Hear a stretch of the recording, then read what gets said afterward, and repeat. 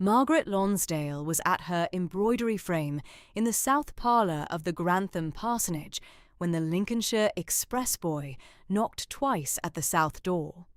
The cool grey morning of the 20th of November in the year 1819 lay level upon the cream silk and linen at her hand. 5 Honiton bobbins hung at the bobbin stand. The line was the 47th of the altar cloth panel for St. Wolfram's. She set the needle gentle through the linen, with the silk thread still through the eye.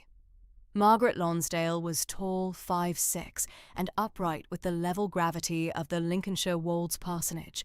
Soft, dark hair plaited at the nape under a plain, dark mourning cap.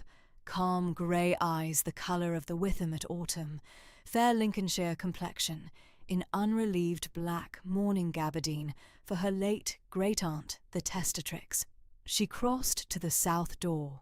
The express boy laid the folded letter to her ungloved hand and stepped back to the gravel, the cold smell of Lincolnshire November air coming through the south door behind him. The Lincolnshire crimson wafer seal lay heavy at her palm. She broke it at the threshold.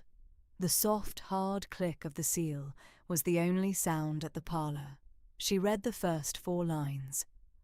The first 4 lines named her late great-aunt, Mrs. Cassandra Lonsdale of Lonsdale Hall, in the parish of Lonsdale by Horncastle, widow of Sir Augustus Lonsdale, 3rd Baronet, dead on the Tuesday of the 16th of November, last in the 72nd year of her age, at her country seat aforesaid, and named Margaret sole heiress to the estate. The solicitor's hand at the foot was Mr. Greystoke Lincoln of Castle Hill, Lincoln.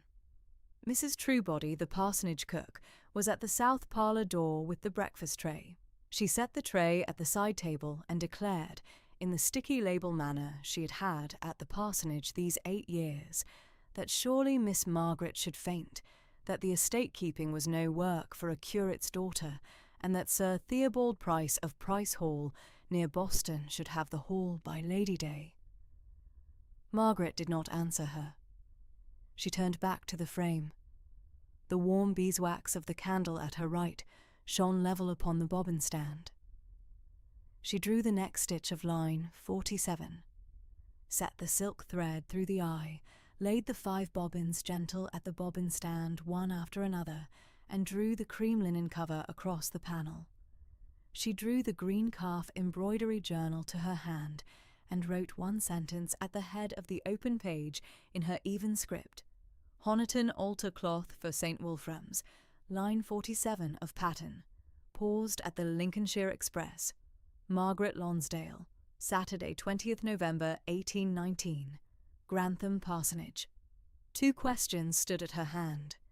The first was the matter of Sir Theobald Price's folded paper, alluded to at the foot of Mr. Greystoke Lincoln's letter, as a paper that should require the Prerogative Court's notice at the Tuesday following Chambers reading. The second was whether the Honiton altar cloth at the embroidery frame should be at her hand when she crossed the Wolds to Lonsdale Hall. Neither the cool grey light at the south sash should answer at the present hour. Margaret drew Mr. Greystoke Lincoln's letter open again at the parlour table, and read it the second time at the level Lincolnshire pace she had learned at her father's hand.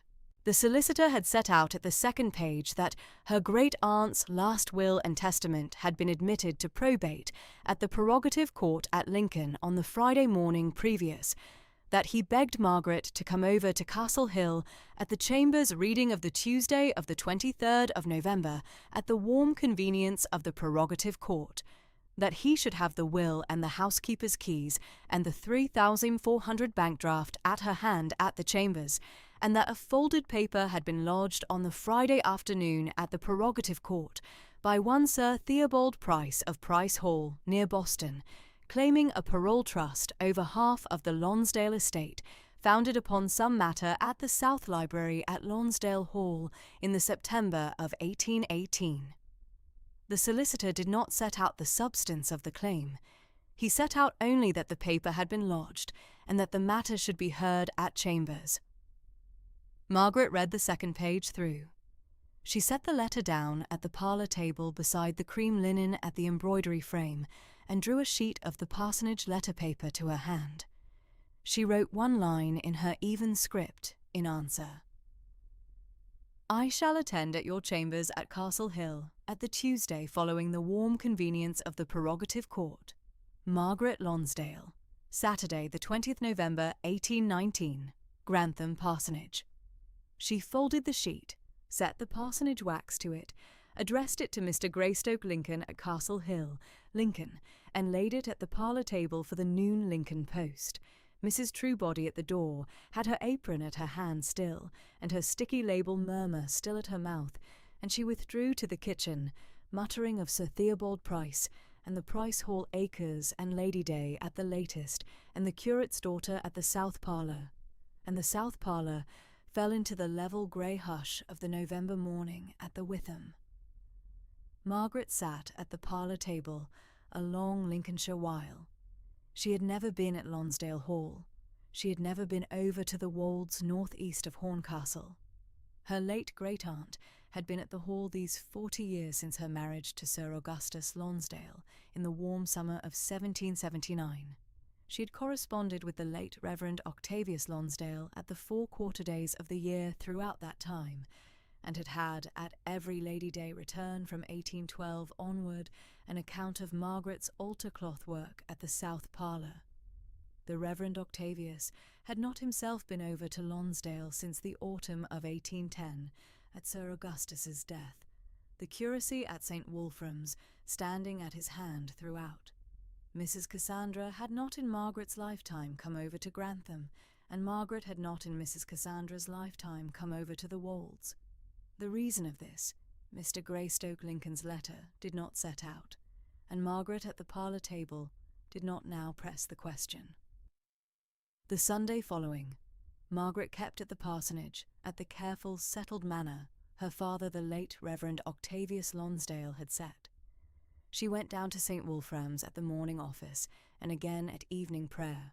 The cool grey of the Lincolnshire wolds lay over the parsonage at the dusk. She did not work at the embroidery frame at the Sunday. The cream linen cover stood across the panel, and the 5 Honiton bobbins hung at the bobbin stand at the south sash, and the line 47 of the pattern stood at the level pause she had set it at the Saturday morning.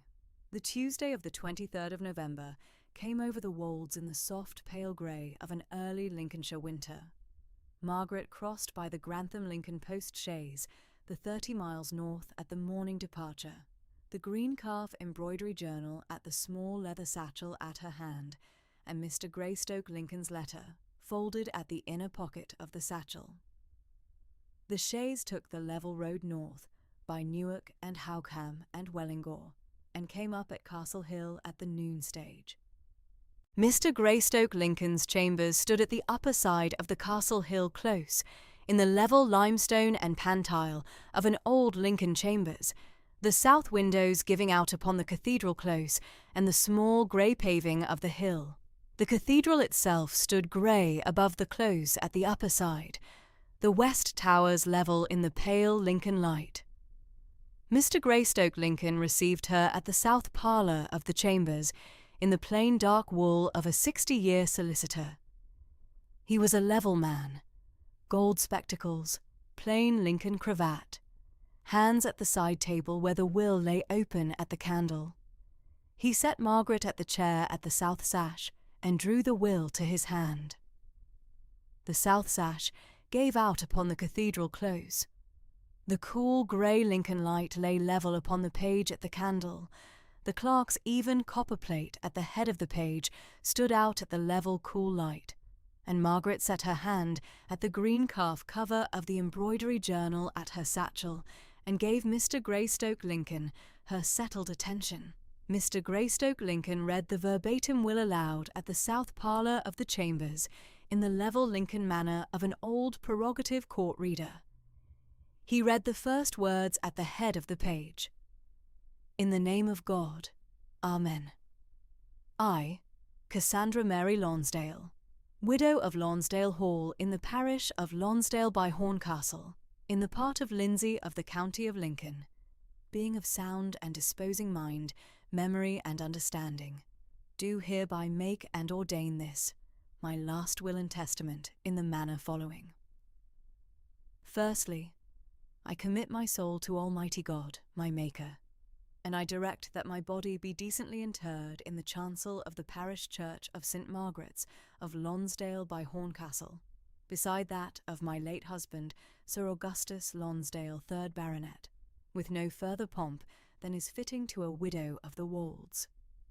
Secondly, I give, devise, and bequeath unto my great-niece, Margaret Lonsdale, only surviving child of my late nephew, the Reverend Octavius Lonsdale, lately curate of St. Wolfram's of Grantham, the whole of my real and personal estate situate at Lonsdale by Horncastle, aforesaid, comprising the dwelling house called Lonsdale Hall, together with 158 acres of home pasture, the walled south garden of half an acre, the apple orchard at the east, and all appurtenances thereto belonging. The contents of the South Library, being 388 volumes, principally classical and historical, and of the Lincolnshire Wolds School.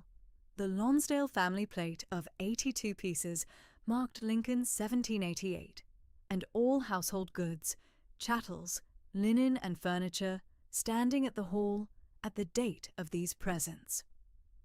Thirdly, I give and bequeath unto the said Margaret Lonsdale the further sum of £3,400 sterling, standing in the 3% consolidated annuities at the Bank of England in my name at the date of these presents. Fourthly, I give and bequeath unto the said Margaret Lonsdale my own Honiton bobbin set of 32 bobbins, with the small bobbin stand of mahogany at which I have wrought these 7 years past, and my embroidery commission ledger kept at the South Library writing table at Lonsdale Hall from the Lady Day of the year 1812 to the present October of the year 1819. The whole of these bequests are to be held by her in fee simple absolute, to her own sole and separate use, without let or hindrance of any person whatsoever. Fifthly, I give to my faithful housekeeper, Mrs. Anne Yelverton, the sum of £50 and the plum bombazine standing at the housekeeper's wardrobe. To my faithful steward, Mr. John Croft, the sum of £50 and the standing dark coat at the steward's room. To my faithful butler, Mr. Henry Ragby, the sum of £30 and the standing tailcoat at the butler's pantry.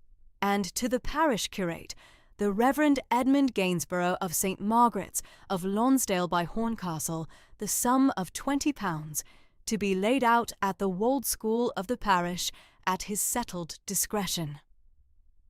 Sixthly and lastly, I do hereby nominate and appoint Mr. Tobias Greystoke Lincoln of Castle Hill, Lincoln solicitor, to be sole executor of this my last will and testament, and I revoke all former wills by me at any time heretofore made.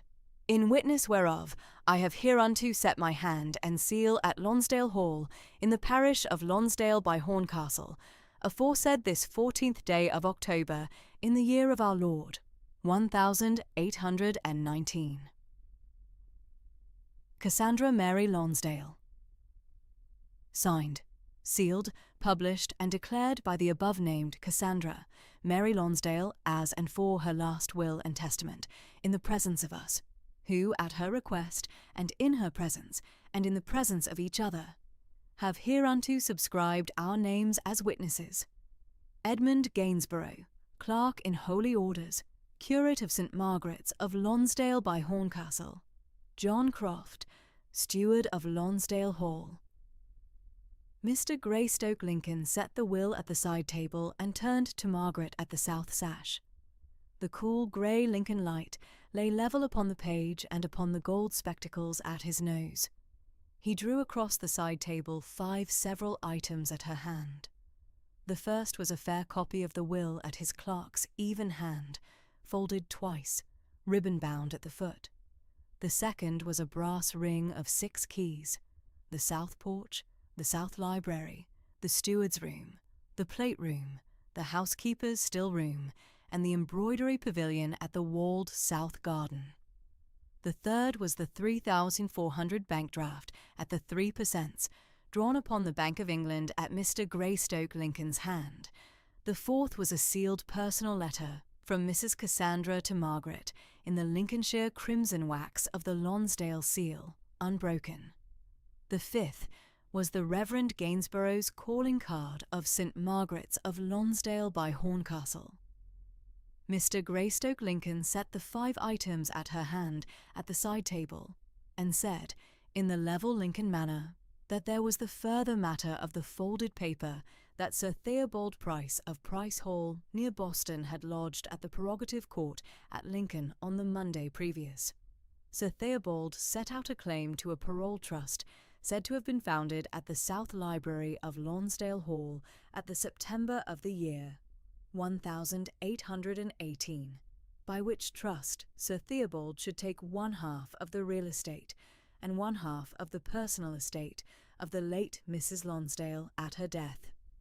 The substance of the claim Mr. Greystoke Lincoln did not yet set out at Margaret's hand. He had not been at the South Library at September 1818, and could not vouch for the matter.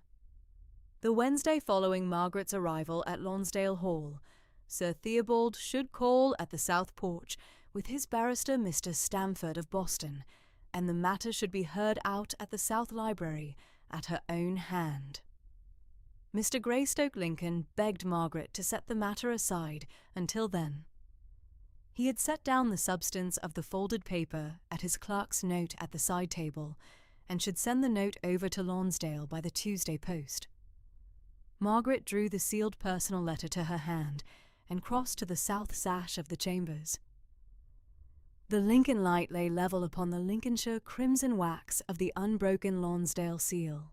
She broke the seal at the sash, and read Mrs. Cassandra's hand.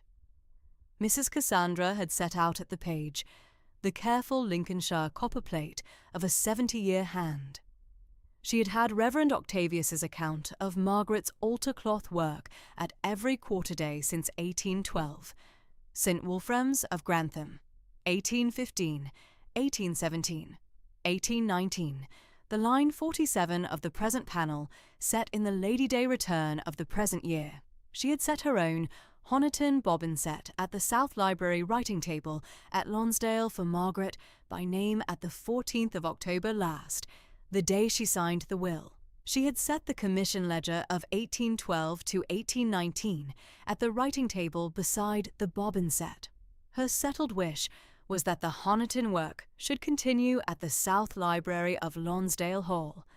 The Wolds School Commission for St. Margaret's of Lonsdale by Horncastle had stood in the commission ledger at the Lady Day return of the present year, and the Wold girls of the parish should have an embroidery class at the South Library at the Saturday afternoon, at Margaret's settled hand, if Margaret should be willing to set it out. Margaret folded the personal letter at the south sash. She set it at the side table beside the will and the bank draft, and the brass ring of keys and the calling card. The Lincolnshire crimson wax of the broken Lonsdale seal lay at the cream linen of the wrapper at her hand. The careful copper plate of Mrs. Cassandra's 70-year hand stood at the inner page beside the careful even hand of the late Reverend Octavius's account of the altar-cloth work at the Lady Day return of the present year. Margaret had not known Mrs. Cassandra had had the account of her work at every quarter-day since 1812. She had not known the commission ledger at the South Library writing table at Lonsdale was at her own name. She had not known Mrs. Cassandra had had the Honiton bobbin set at her own hand these 7 years past, working at the South Library at the Wolds School Commissions for the parishes of the part of Lindsay. Mr. Greystoke Lincoln waited at the chamber's writing table at his clerk's even hand. The cool grey Lincoln light lay level upon the page. Margaret thanked him at the level Lincolnshire manner. She would set out at Grantham at the Tuesday, following the present Tuesday, the 30th of November, and come over to Lonsdale Hall by the Lincoln post chaise at the noon stage. Mr. Greystoke Lincoln bowed at the south sash, said he should send the note over by the Tuesday post, and saw her down to the chambers door at Castle Hill. The Lincoln post chaise drew out at the upper close at the noon stage, and took Margaret the 30 miles south at the level grey of the Wold afternoon. She came back to the Grantham parsonage at the dusk of the same Tuesday with the 5 items at the small leather satchel at her hand. She packed at the parsonage at the Wednesday morning following through the Saturday evening at the even Grantham pace she had learned at her father's hand. The Honiton bobbin set went first into the cream linen at the wooden chest with the brass corners. She wrapped the bobbin stand at one cream linen and laid it at the bottom of the chest. She wrapped the line 47 panel of the altar cloth at a second cream linen and laid it at the bobbin stand. She wrapped the 5 Honiton bobbins one at a time in tissue and laid them at the bobbin stand beside the panel. She set the green calf embroidery journal at the cream linen above the bobbins, and she set Mrs. Treadway of Honiton's correspondence bundle, 1812 to 1819, above the journal. Above the embroidery matter, she set her father's Greek Testament, wrapped in a second cream linen, her mother's prayer book at the side, and the small octavo Lincolnshire Wolds School volume of the late Reverend Octavius's notes that she had kept at the back parlour writing desk since his death at the spring of 1817. Her personal effects went into the small leather trunk her father had given her at her 21st year, the plain mourning gabardines, the cream lawn underthings, the dark Lincolnshire wool shawl, the half-mourning grey muslin she would not yet wear, the plain dark caps. The heavier furniture would stand at the parsonage at Mrs. Truebody's hand and not go over to Lonsdale. The lighter she would carry by the Tuesday post-chaise. The Saturday of the 27th of November came over the Wolds in the soft pale grey of the month. Margaret was at the back parlour writing desk when Mrs. Truebody came up to say that the Reverend Penberthy of the Grantham curacy had called at the south door. He was the curate the chapter had appointed after the Reverend Octavius's death, and Margaret had known him since the Lent of 1817. She received him in the south parlour. He took his parish leave with a sensible Grantham bow and a settled blessing at the parsonage door. Margaret saw him out at the south door, came back to the south parlour, and closed the lid of the wooden chest at the back parlour table for the journey of the Tuesday morning following. The Sunday of the 28th and the Monday of the 29th, she kept at the parsonage at the careful settled manner she had set herself, the parsonage in its settled order, the trunks at the south porch corridor against the Tuesday morning. The Reverend Penberthy preached at St. Wolfram's at the morning office of the 3rd Sunday of Advent, and Margaret came back to the parsonage at the level Lincolnshire dusk. The Tuesday morning of the 30th of November dawned at the soft, pale grey of an early Lincolnshire winter. The post-chaise that Mr. Greystoke Lincoln had sent up from Lincoln stood at the south door of the parsonage. Margaret came down in her plain dark mourning gabardine and her dark Lincolnshire wool shawl with the green calf embroidery journal at her hand and the plain dark mourning cap at her hair. She saw the trunks set into the chaise, the small leather trunk first, the wooden chest with the cream linen-wrapped Honiton bobbin set at its bottom second, the third trunk with the writing desk last. And she gave Mrs. Truebody the parsonage keys and the cook's quarter-day wage, and the careful, settled instructions she had set out at the back parlour the evening before. Margaret took her seat in the chaise, and the chaise drew out at the parsonage south door, and turned east by the lower side of the close toward the Lincoln Road and the 40 Lincolnshire miles east and north to Lonsdale by Horncastle. The Witham ran high under the Grantham Bridge. The chaise crossed the bridge and took the level road east. On the soft, pale grey Lincolnshire Tuesday morning of the 30th of November in the year 1819, 7 days after Mr. Greystoke Lincoln, the Lincoln solicitor had set out at his Castle Hill chambers, the warm, settled provisions of the last will and testament of the late Mrs. Cassandra Mary Lonsdale of Lonsdale Hall, in the parish of Lonsdale by Horncastle, in the part of Lindsay of the county of Lincoln, the small hired post-chaise of Mr. Greystoke Lincoln drew up at the soft south wicket of the St. Wolfram's parsonage at Grantham to convey Miss Margaret Lonsdale the 40 miles east into the Lincolnshire Wolds, and Margaret in unrelieved black mourning gabardine for her late great-aunt, the testatrix, with her plain dark mourning cap at the soft dark hair plaited at the nape, and the 3 completed Honiton bobbin lace altar cloth panels of 1815 1819, wrapped in cream linen at the careful right hand of her plain travelling case, and the small brass ring of 6 Lonsdale house keys at her plain reticule, and the small folded covering letter of Mr. Greystoke Lincoln at her plain pocket-book, and the small Honiton bobbin set of the late Mrs. Cassandra wrapped first in clean cream linen at the inner safe corner of the case, stepped up into the chaise with the level Lincolnshire gravity of the Grantham parsonage her late father, the Reverend Octavius Lonsdale, had kept at the curacy of St. Wolfram's of Grantham all his days, and the chaise rolled gently out of the parsonage gate along the eastern Lincolnshire road at the soft pale grey light of late November, past the small Lincolnshire limestone and pantile cottages of the Grantham parish, and past the gentle brown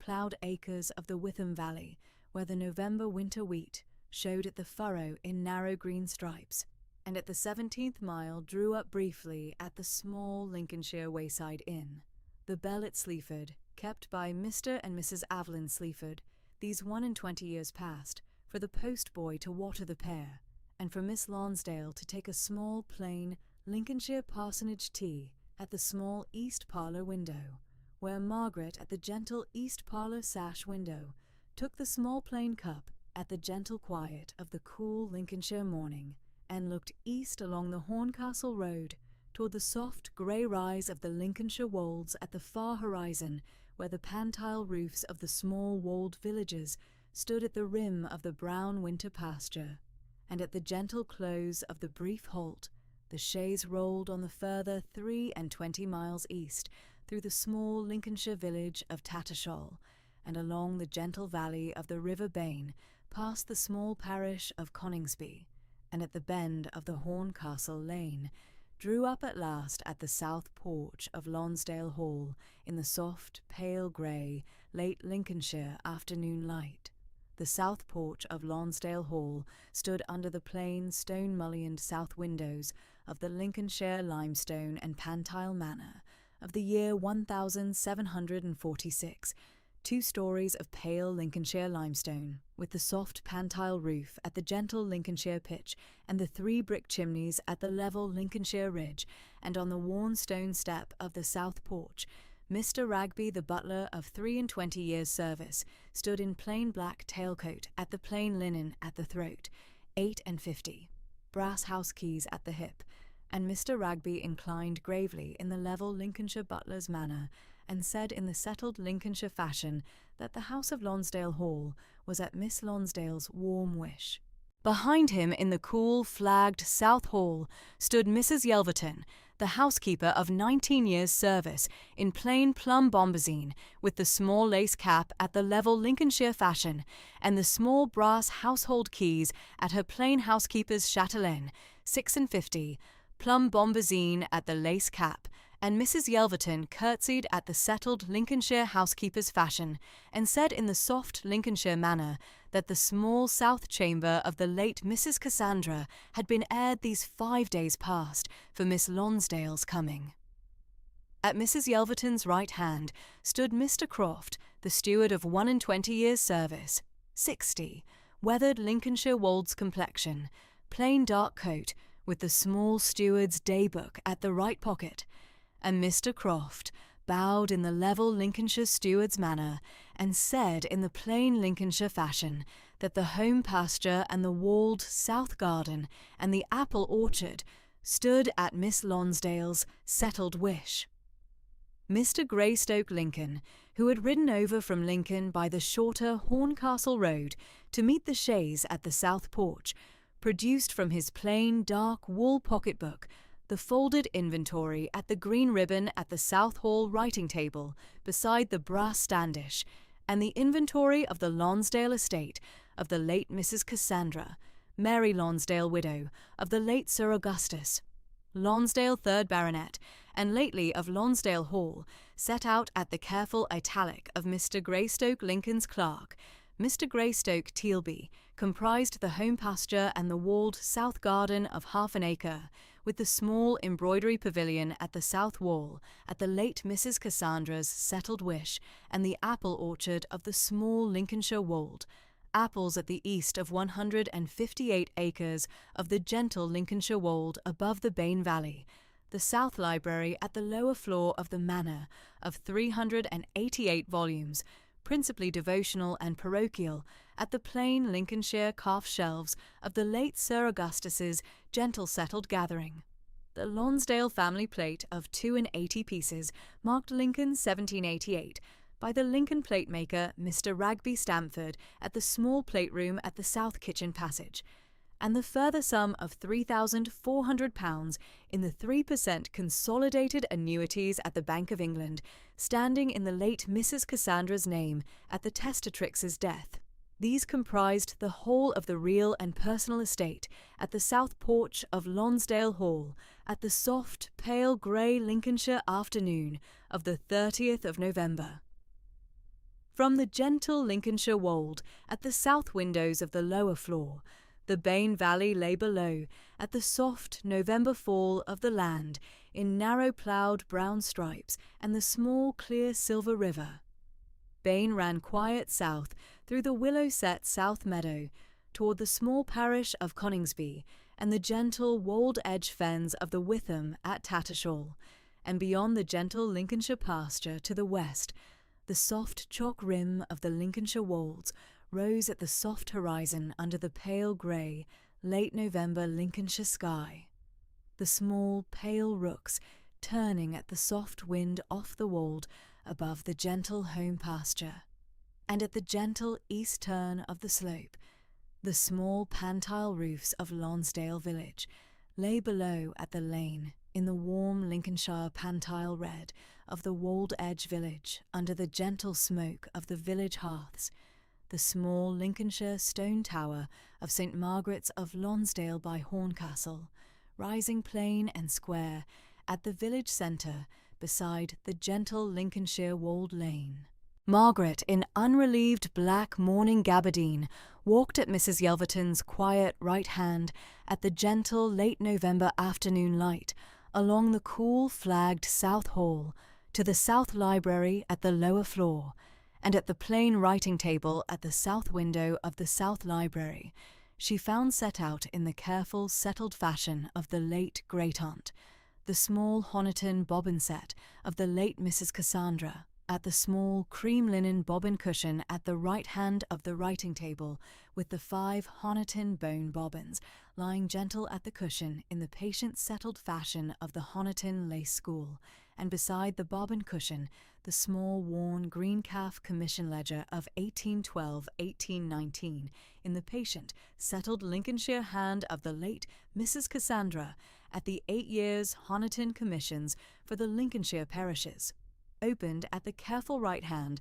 at the last finished page of the soft October entry of 1819 at the Honiton bobbin lace altar cloth panel for St. Margaret's of Lonsdale by Horncastle, at the late great-aunt's settled parish. At the soft fall of the early Lincolnshire evening, Mrs. Yelverton brought up at the small plain, Lincolnshire Salver, the small worn brown calf commonplace book of the late Mrs. Cassandra Lonsdale of the 28 years, settled Lincolnshire Honiton reading, at the patient parsonage hand from the first page, at the spring of 1791, at the late Sir Augustus's wedding gift to her, at the last page at the cool November of 1819 days before the testatrix's death, and laid the small brown calf commonplace book gentle on the plain South Library writing table, at Miss Lonsdale's settled right hand, beside the small Honiton bobbin set and the green calf commission ledger of 1812-1819.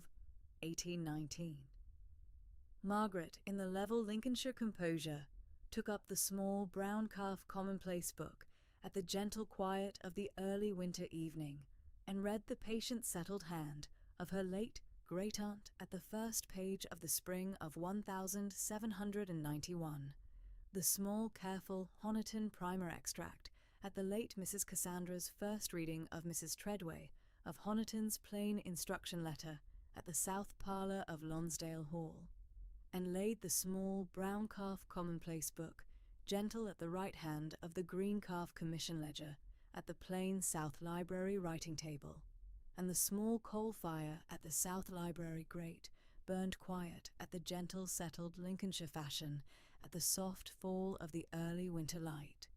Mrs. Yelverton, at the doorway of the South Library, inclined gravely in the plum bombazine manner, and said in the soft Lincolnshire fashion that the small south chamber of the late Mrs. Cassandra stood ready at Miss Lonsdale's settled wish, and Margaret at the South Library writing table acquiesced at the gentle Lincolnshire fashion her late father had kept at the curacy of St. Wolfram's of Grantham. On the soft Lincolnshire Wednesday morning of the 1st of December, Margaret, in unrelieved black morning gabardine, walked at Mrs. Yelverton's quiet right hand the small round of the south kitchen wall and the walled south garden of half an acre, with the small embroidery pavilion at the south wall, at the late great-aunt's standing wish, and the apple orchard of the small Lincolnshire wold, apples at the gentle fall of the soft December land, and at the apple orchard, Mr. Croft, at her right hand, pointed out in the patient Lincolnshire steward's fashion the settled rows of the late Sir Augustus's apple trees at the walled east corner, and the thin grey willow at the south wall of the orchard above the bane, and named the small Lincolnshire tenants of the Lonsdale estate, Mr. Tealby Ragby at the western Wold-Edge pasture cottage, and Mr. Horncastle Croft at the eastern Lower Meadow cottage,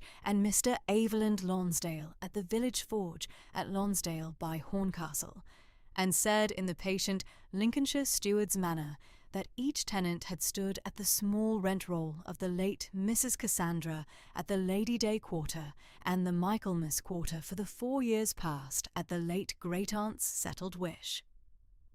On the soft Lincolnshire Wednesday afternoon, Margaret at the South Library writing table opened the green calf commission ledger of 1812-1819 at the careful right hand of the soft afternoon light, and worked patient through the gentle settled bibliography of the late great-aunt's Honiton commissions. The small entry of the soft May of 1812 for the Honiton bobbin lace altar cloth panel for St. Wolfram's of Grantham at the late great-aunt's first commission at Mrs. Treadway's standing Honiton instruction. The small entry of the soft May of 1814 for the Honiton bobbin lace altar cloth panel for St. James's of Louth at the gentle Wold-Edge parish. The small entry of the soft May of 1815 for the second Honiton bobbin lace altar cloth panel for St. Wolfram's of Grantham at the late great-aunt's settled second commission. The small entry of the soft May of 1816 for the Honiton bobbin lace altar cloth panel for St. Mary's of Boston at the gentle Lincolnshire Fen Edge parish. The small entry of the soft May of 1817 for the Honiton bobbin lace altar cloth panel for St. Mary le Wigford of Lincoln at the gentle Cathedral Quarter parish. And at last, the soft entry of the soft October of 1819 for the Honiton bobbin lace altar cloth panel for St. Margaret's of Lonsdale by Horncastle at the late great-aunt's settled parish. 26 Honiton commissions over the 8 settled years at the patient Lincolnshire hand. Every entry at Mrs. Treadway of Honiton's standing instruction at the Lady Day post from the Devon Honiton Lace School, and not one entry at any other lace, at any other school, at any other parish. and made small notes at the plain octavo field book she had brought from the Grantham parsonage in her travelling case. The patient hand of her late great-aunt at the marginal notes of each Honiton commission stood at the settled Lincolnshire fashion at the soft fall of the December afternoon light, and at the gentle quiet of the South Library, Margaret laid the green calf commission ledger flat at the right hand of the small Honiton bobbin set at the cream linen bobbin cushion. On the soft Lincolnshire Thursday morning of the 2nd of December, Mrs. Yelverton brought up at the small Lincolnshire salver the parsonage tea at the gentle settled fashion, and laid the cup at the right hand of the South Library writing table beside the small Honiton bobbin set and the green calf commission ledger of 1812 Monsieur 1819, and Margaret at the gentle Lincolnshire composure took the cup at the quiet of the South Library and looked at the south window above the Bain Valley. The thin grey willows at the south meadow stood quiet at the soft wind off the western wold rim, and the clear silver Bain ran south at the gentle November water at the lower meadow toward the small parish of Coningsby.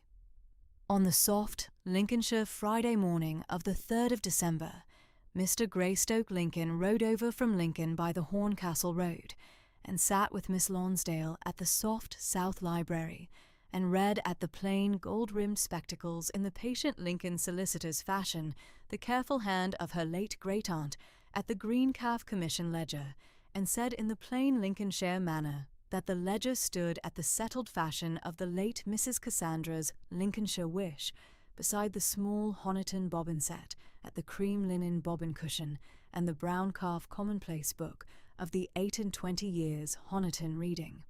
On the soft Lincolnshire Saturday afternoon of the 4th of December, the 5th day of Margaret's residence at Lonsdale Hall, a small plain post-chaise drew up at the south porch, and a thin plain Lincolnshire clerk in plain charcoal wool with the plain leather folded pocket-book at the right hand stepped down at the south step and presented at Mr. Ragby's small folded receiving tray a single plain Boston-printed calling card of cream pasteboard at the plain copper-plate engraving, Sir Theobald Price, 4th Baronet, Price Hall, near Boston, together with a small folded note in plain charcoal ink at the plain Lincolnshire hand of Sir Theobald's clerk, and the clerk, Mr. Price Boston, thin grey, plain charcoal wool, said in the plain Lincolnshire clerk's manner that he stood at his master's instruction to leave at the south door of Lonsdale Hall the preliminary calling card and the folded note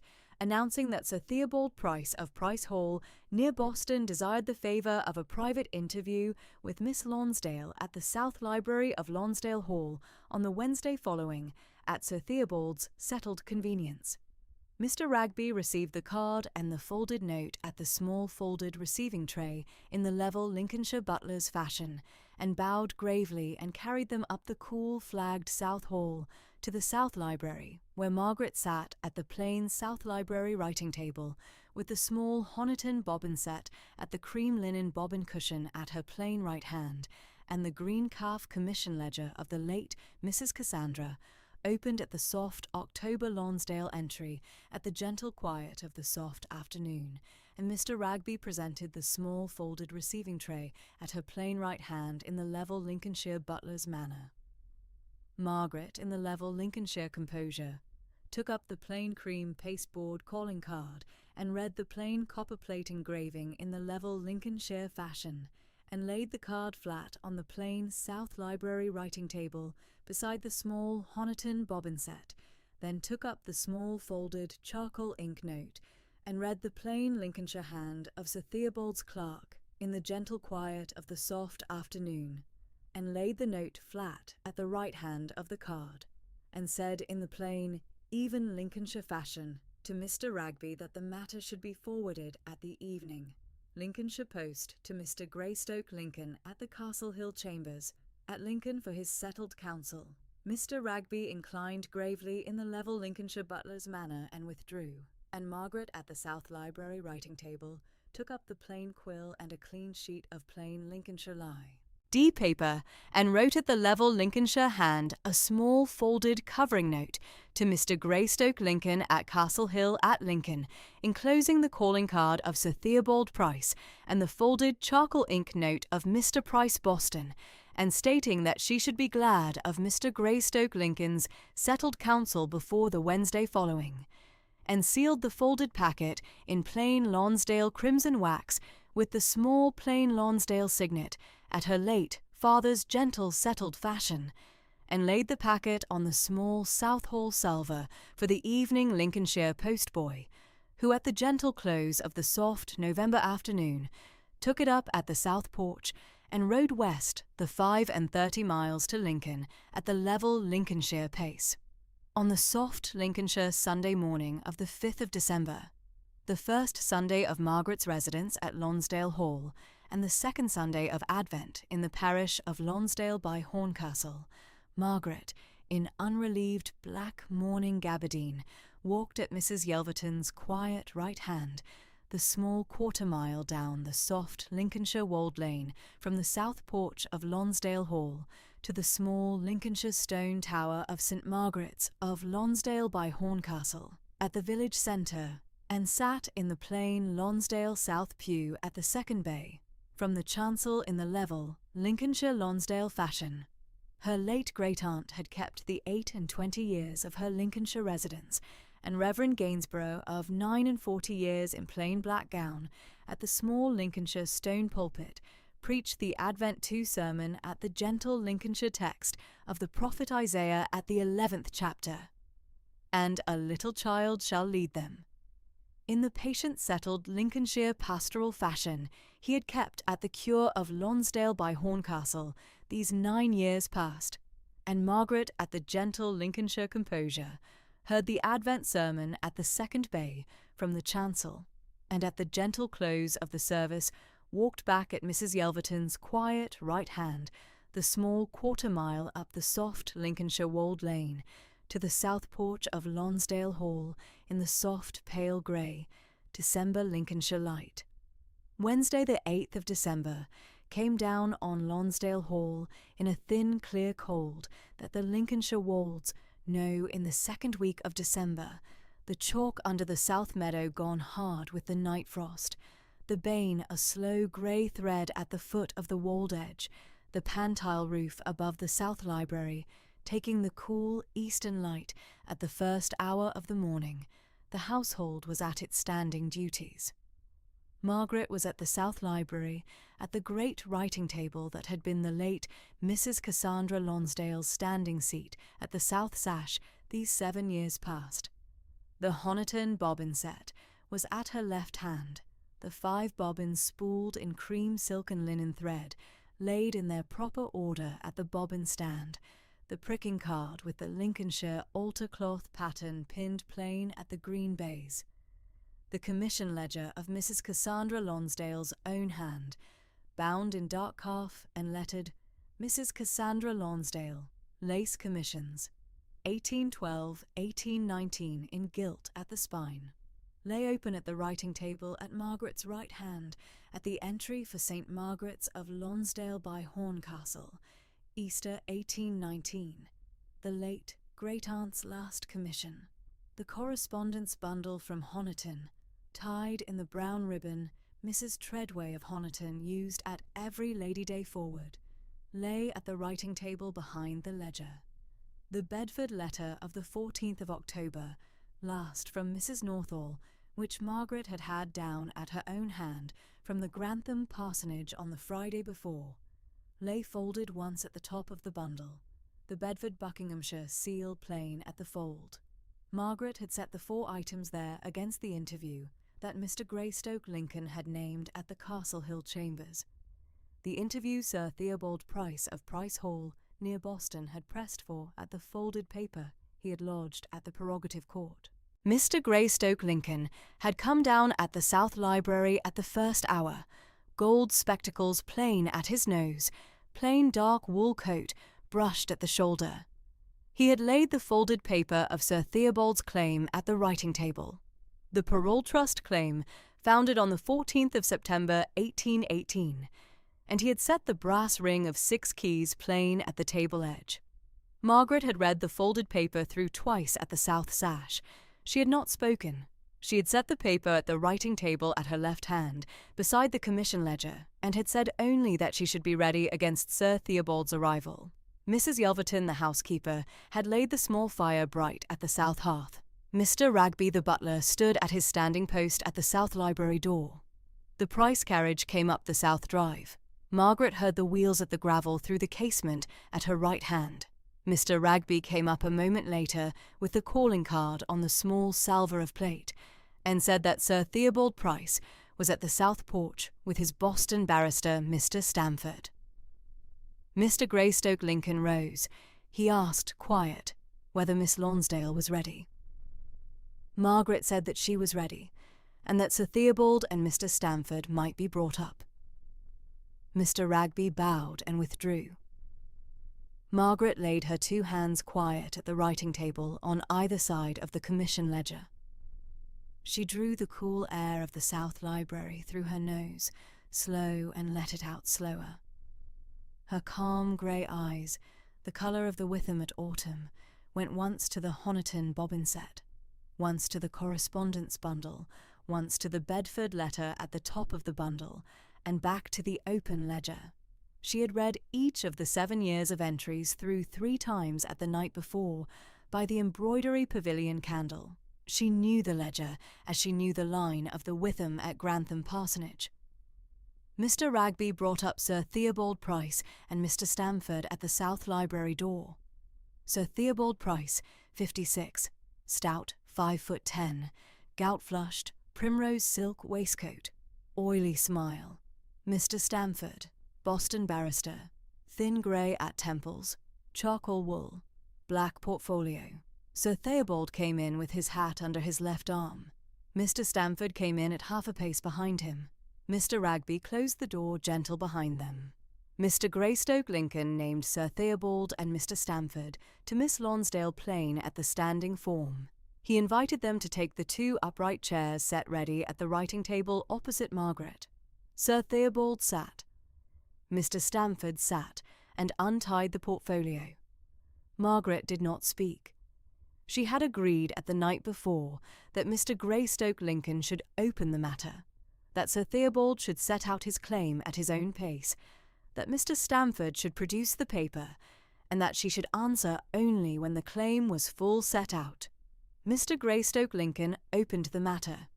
He said, plain, that Sir Theobald had lodged a folded paper at the Prerogative Court at Lincoln on the Monday of the 22nd of November last, that the paper named a parole trust of Sir Theobald's own founding, settled at the South Library of Lonsdale Hall on a September afternoon of 1818 in the late Mrs. Cassandra Lonsdale's own person, and that the parole trust was claimed to bear upon half the residuary estate Mrs. Cassandra had devised at her last will and testament to her great-niece, Miss Margaret Lonsdale. He asked Sir Theobald to set out the parole trust at his own form. Sir Theobald cleared his throat. He laid his right hand quiet at the writing table and said, in the smooth voice the Lincolnshire Wolds knew at every quarter-sessions dinner at Boston, that the parole trust was a quiet matter between his late cousin, Mrs. Cassandra Lonsdale, and himself, settled at the South Library on the cool September afternoon of the 14th of September, 1818. He went on, smooth, that he had come up at Mrs. Cassandra's own invitation, that he had taken the seat opposite hers, and that Mrs. Cassandra had been at her standing work through the cool afternoon, at the South Library writing table at her own bobbin pillow, working a Buckinghamshire pillow-lace altarpiece for St. Margaret's of Lonsdale by Horncastle, the matter of the parole trust being discussed throughout, the bobbins moving quiet at her hand at every paragraph of his setting out, the pillow-lace lengthening at the green baize as the parole trust was settled between them. Mr. Stamford produced the folded paper. He set it open at the standing form of the Boston Chambers. The parole trust set out fair in his charcoal hand. He named the date, the 14th of September, 1818. He named the place, the South Library of Lonsdale Hall. He named the work Mrs. Cassandra's own Buckinghamshire pillow lace altarpiece for St. Margaret's parish. He named the matter. Half the residuary estate settled at parole trust upon Sir Theobald Price, against his standing kindness at the Price Hall estate these many years past. Sir Theobald sat back. The primrose silk waistcoat was tight at his middle. His oily smile was small at the corner of his mouth. He said, smooth, that the late Mrs. Cassandra had been clear at the parole trust through the cool September afternoon, that the Buckinghamshire pillow lace altarpiece had been at the green baize at her hand throughout the discussion, and that he was sure Miss Lonsdale should, at the standing form of the Lincolnshire family, confirm the parole trust at her own holding. Mr. Greystoke Lincoln did not speak. He turned at the writing desk and looked at Margaret. Margaret had not moved at the writing table since Sir Theobald and Mr. Stamford had taken their seats. Her two hands lay quiet at the green baize on either side of the open commission ledger. Her unrelieved black mourning gabardine was plain at her seat. Her calm grey eyes, the colour of the Witham at autumn, were on Sir Theobald. She drew the cool air of the South Library through her nose slow and let it out slower. She said quiet that she had heard Sir Theobald's claim at the standing form, and that she begged Sir Theobald's leave to set 3 plain matters at the writing table in the answer. Sir Theobald inclined his head. Mr. Stamford set his charcoal wool sleeve at the portfolio. Margaret laid her right hand at the open commission ledger at the entry for Easter 1819. She said, quiet, that this was Mrs. Cassandra Lonsdale's own commission ledger for the 7 years from 1812 forward to the year of her death, kept at Mrs. Cassandra's own hand at the South Library writing table at every Lady Day, every Michaelmas, every Christmas quarter day, that the ledger was witnessed at every annual page by Mrs. Yelverton the housekeeper at her standing form, and that the ledger held the full setting out of every lace commission Mrs. Cassandra had undertaken at Lonsdale Hall through the 7 years of the keeping. She turned the ledger back to the first opening, the entry for St. Wolfram's of Grantham, Easter quarter day, 1812. She read out the entry plain. Honiton bobbin lace altarpiece for the chancel table at St. Wolfram's of Grantham, commissioned by the Reverend Mr. Aldwyn, the senior incumbent at Easter 1812. The work to be in cream silk and linen at the standing pattern of the Honiton Lace School, the work to be set down at the South Library writing table at Lonsdale Hall by Mrs. Treadway of Honiton's bobbin instruction. She turned the page to the entry for St. James's of Louth, Lady Day 1814. Honiton bobbin lace, surplice cuffs and stole edging for the Reverend Mr. Wishart of St. James's of Louth, commissioned at Lady Day 1814. The work in the cream silk and linen of the standing Honiton pattern. She turned the page to the entry for St. Wolfram's of Grantham, Michaelmas 1815. Honiton bobbin lace altar cloth border for the Reverend Mr. Aldwyn, commissioned at Michaelmas 1815. The work the full chancel rail length at the cream silk and linen of the standing Honiton pattern. She turned to the entry for St. Mary's of Boston, Easter 1816. Honiton bobbin lace altarpiece for the Reverend Mr. Halsall at St. Mary's of Boston, commissioned at Easter 1816. Buckinghamshire, pillow lace inquired of by the Reverend Mr. Halsall and refused by Mrs. Lonsdale on the ground that she had only the Honiton bobbin instruction at her hand and no Buckinghamshire pillow lace instruction whatever. Margaret stopped at that entry a long, quiet moment. She let Sir Theobald read the entry plain at the cream Lincolnshire foolscap of his cousin's own hand. Sir Theobald did not speak. She turned to the entry for St. Mary le Wigford of Lincoln Michaelmas 1817. Honiton bobbin lace, altar cloth for the Reverend Mr. Trentham at St. Mary le Wigford of Lincoln, commissioned at Michaelmas 1817. The work in the cream silk and linen of the standing Honiton pattern, completed at the South Library writing table on the 14th day of August 1818. She turned to the entry for St. Margaret's of Lonsdale by Horncastle, Easter 1819. Honiton bobbin lace altarpiece for the Reverend Mr. Gainsborough at St. Margaret's of Lonsdale by Horncastle, commissioned at Easter 1819. The work in the cream silk and linen of the standing Honiton pattern, completed at the South Library writing table on the 14th day of October 1819. Margaret set her right hand quiet at the open ledger.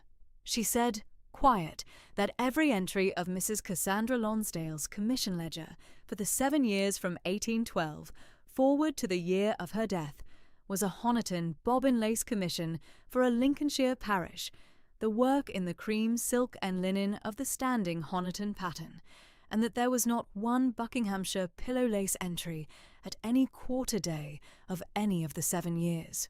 Sir Theobald's gout-flushed colour was up at his cheek. The primrose silk waistcoat was tight at his middle. He drew breath at his mouth.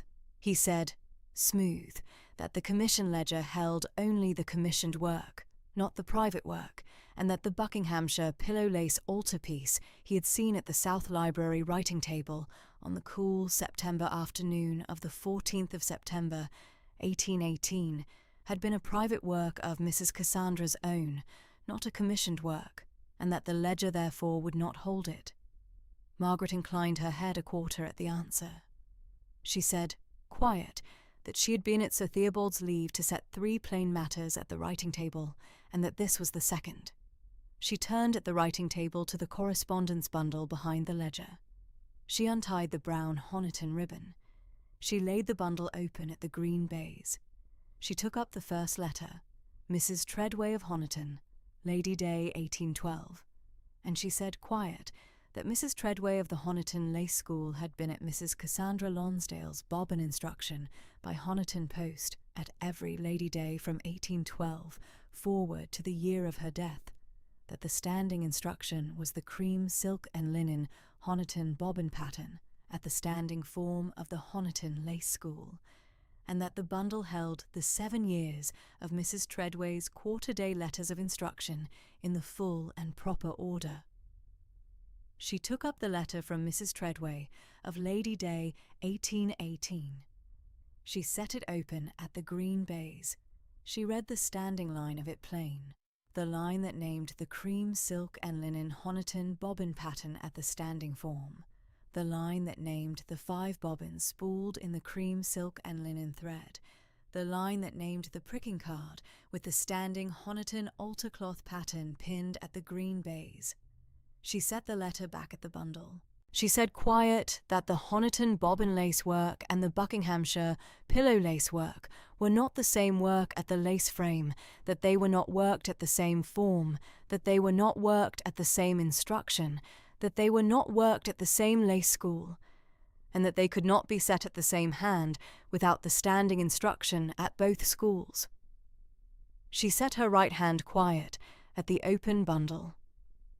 She said, quiet, that the Honiton bobbin lace was a piece lace, that the pattern was worked at the cream silk and linen at the standing 5 bobbin set, that each piece of the Honiton pattern was worked separate at the green baize, that the separate pieces were joined at the close at the Honiton net ground at the joining hand, and that the work was finished only when every separate piece was joined plain at the net ground.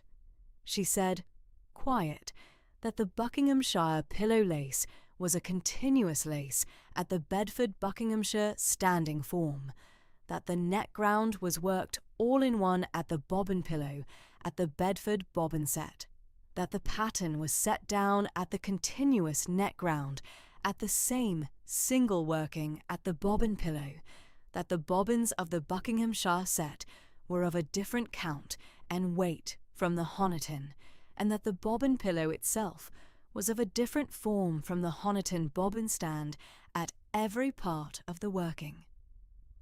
She said, quiet, that no lace worker had ever taken the Honiton bobbin instruction at one pillow and the Buckinghamshire pillow lace at the other without the standing instruction at both schools at the lace worker's own hand.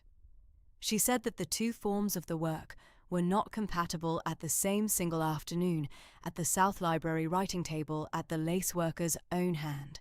She said quiet that the correspondence bundle of Mrs. Treadway of Honiton held the full 7 years of the Honiton bobbin instruction at Mrs. Cassandra Lonsdale's hand from 1812 forward, and that no letter of the bundle named any Buckinghamshire pillow lace instruction at Mrs. Cassandra's own hand at any quarter day at any of the 7 years.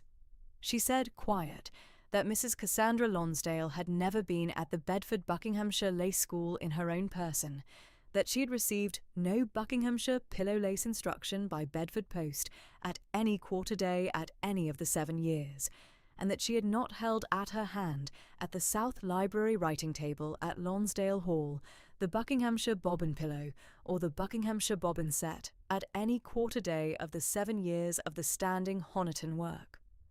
Sir Theobald's gout-flushed colour was higher at his cheek. The oily smile was gone at the corner of his mouth. Mr. Stamford had set his charcoal wool sleeve close at the black portfolio. The brass coal scuttle at the south hearth was quiet at the small, clear fire. Sir Theobald drew breath. He said, "Smooth." The smooth gone a little tighter at the throat. That the matter of the lace was a small matter of the form, not the matter of the parole trust, that the parole trust had been settled at the South Library on the cool afternoon, that the lace at the writing table had been incidental to the matter, and that the question whether the lace had been Honiton or Buckinghamshire was a matter of small importance set against the standing form of the parole trust. Mr. Greystoke Lincoln did not speak. He looked at Margaret. Margaret inclined her head a quarter. She said, quiet, that she had been at Sir Theobald's leave to set 3 plain matters at the writing table, and that this was the third. She took up from the top of the correspondence bundle the Bedford letter. Mrs. Northall of Bedford, dated at the Bedford Buckinghamshire Lace School on the 14th of October in the year 1819. The Bedford Buckinghamshire seal was plain at the fold. The hand was the standing charcoal grey hand of Mrs. Northall at every Lady Day at the Bedford Bobbin School. She said, quiet, that this was the letter from Mrs. Northall of Bedford that had come down at the Grantham parsonage on the Friday before. She said that the letter was Mrs. Northall's standing answer to a letter Mrs. Cassandra Lonsdale had sent up to the Bedford Lace School in May of the year 1819, an inquiry at Mrs. Cassandra's own hand after the standing form of Buckinghamshire pillow lace instruction at the Bedford Bobbin School, the inquiry being made by Mrs. Cassandra against the possibility of her taking up the Buckinghamshire pillow lace as a new effort at the South Library writing table at Lonsdale Hall in the year 1820 following. She set the Bedford letter open at the green baize. She read out the standing line of it plain. Mrs. Northall of the Bedford Buckinghamshire Lace School begged leave to thank Mrs. Cassandra Lonsdale of Lonsdale Hall for her inquiry of the May last about the standing form of Buckinghamshire pillow lace instruction at the Bedford Bobbin School, and to set out the school's standing rate for the instruction at 2 guineas per fortnight at the Bedford Bobbin pillow at Mrs. Northall's own hand. Mrs. Northall begged leave to name the necessary fortnights, the standing course at the Bedford form being 8 fortnights at the bobbin pillow, before the Buckinghamshire pillow lace might be set at the lace worker's own hand at her own writing table. Mrs. Northall begged Mrs. Lonsdale's leave to know at her own convenience when Mrs. Lonsdale should set down at Bedford for the first fortnight of the standing course, that Mrs. Northall might hold the bobbin pillow free at the school against her arrival. Margaret set the Bedford letter quiet at the green baize. She let Sir Theobald read the date at the head of the letter plain, the 14th of October, 1819. She let him read the matter at the body of the letter plain, Mrs. Cassandra's May 1819 inquiry, Mrs. Northall's standing rate, the 8 fortnights necessary at the Bedford bobbin pillow before the Buckinghamshire pillow lace might be set at the lace worker's own hand. She said, quiet, that Mrs. Cassandra Lonsdale had not yet set down at Bedford for the first fortnight of the standing course at her death of the 16th of November 1819, that the matter had been still at the inquiry, that the standing course had not been begun at any fortnight, that the 8 fortnights had not been served at the Bobbin Pillow at Mrs. Northall's own hand, and that Mrs. Cassandra had at her November death held no Buckinghamshire pillow lace at her own hand at the South Library writing table at Lonsdale Hall, or at any other writing table whatever. She said, quiet, that the May 1819 inquiry to Bedford was 9 months later than the 14th of September 1818 Sir Theobald had named at the Parole Trust. She said, quiet, that Mrs. Cassandra Lonsdale could not have been at the South Library writing table of Lonsdale Hall on the 14th of September 1818, working a Buckinghamshire pillow-lace altarpiece for St. Margaret's of Lonsdale by Horncastle, because Mrs. Cassandra Lonsdale had not yet at that date inquired at the Bedford Lace School about the standing form of Buckinghamshire pillow-lace instruction, had not yet received Mrs. Northall's standing answer of the 14th of October, 1819, had not yet set down at Bedford for any of the 8 fortnights of the standing course at the Bobbin Pillow, and had not yet held the Buckinghamshire Bobbin Pillow or the Buckinghamshire Bobbin Set at her own hand at any writing table whatever. Margaret set her 2 hands quiet at the green baize on either side of the open Bedford letter. The cool grey wold light came in at the south sash on her right hand, at the calm grey eyes the colour of the Witham at autumn. The brass coal scuttle at the south hearth was quiet at the small clear fire. Mr. Ragby was at his standing post at the South Library door.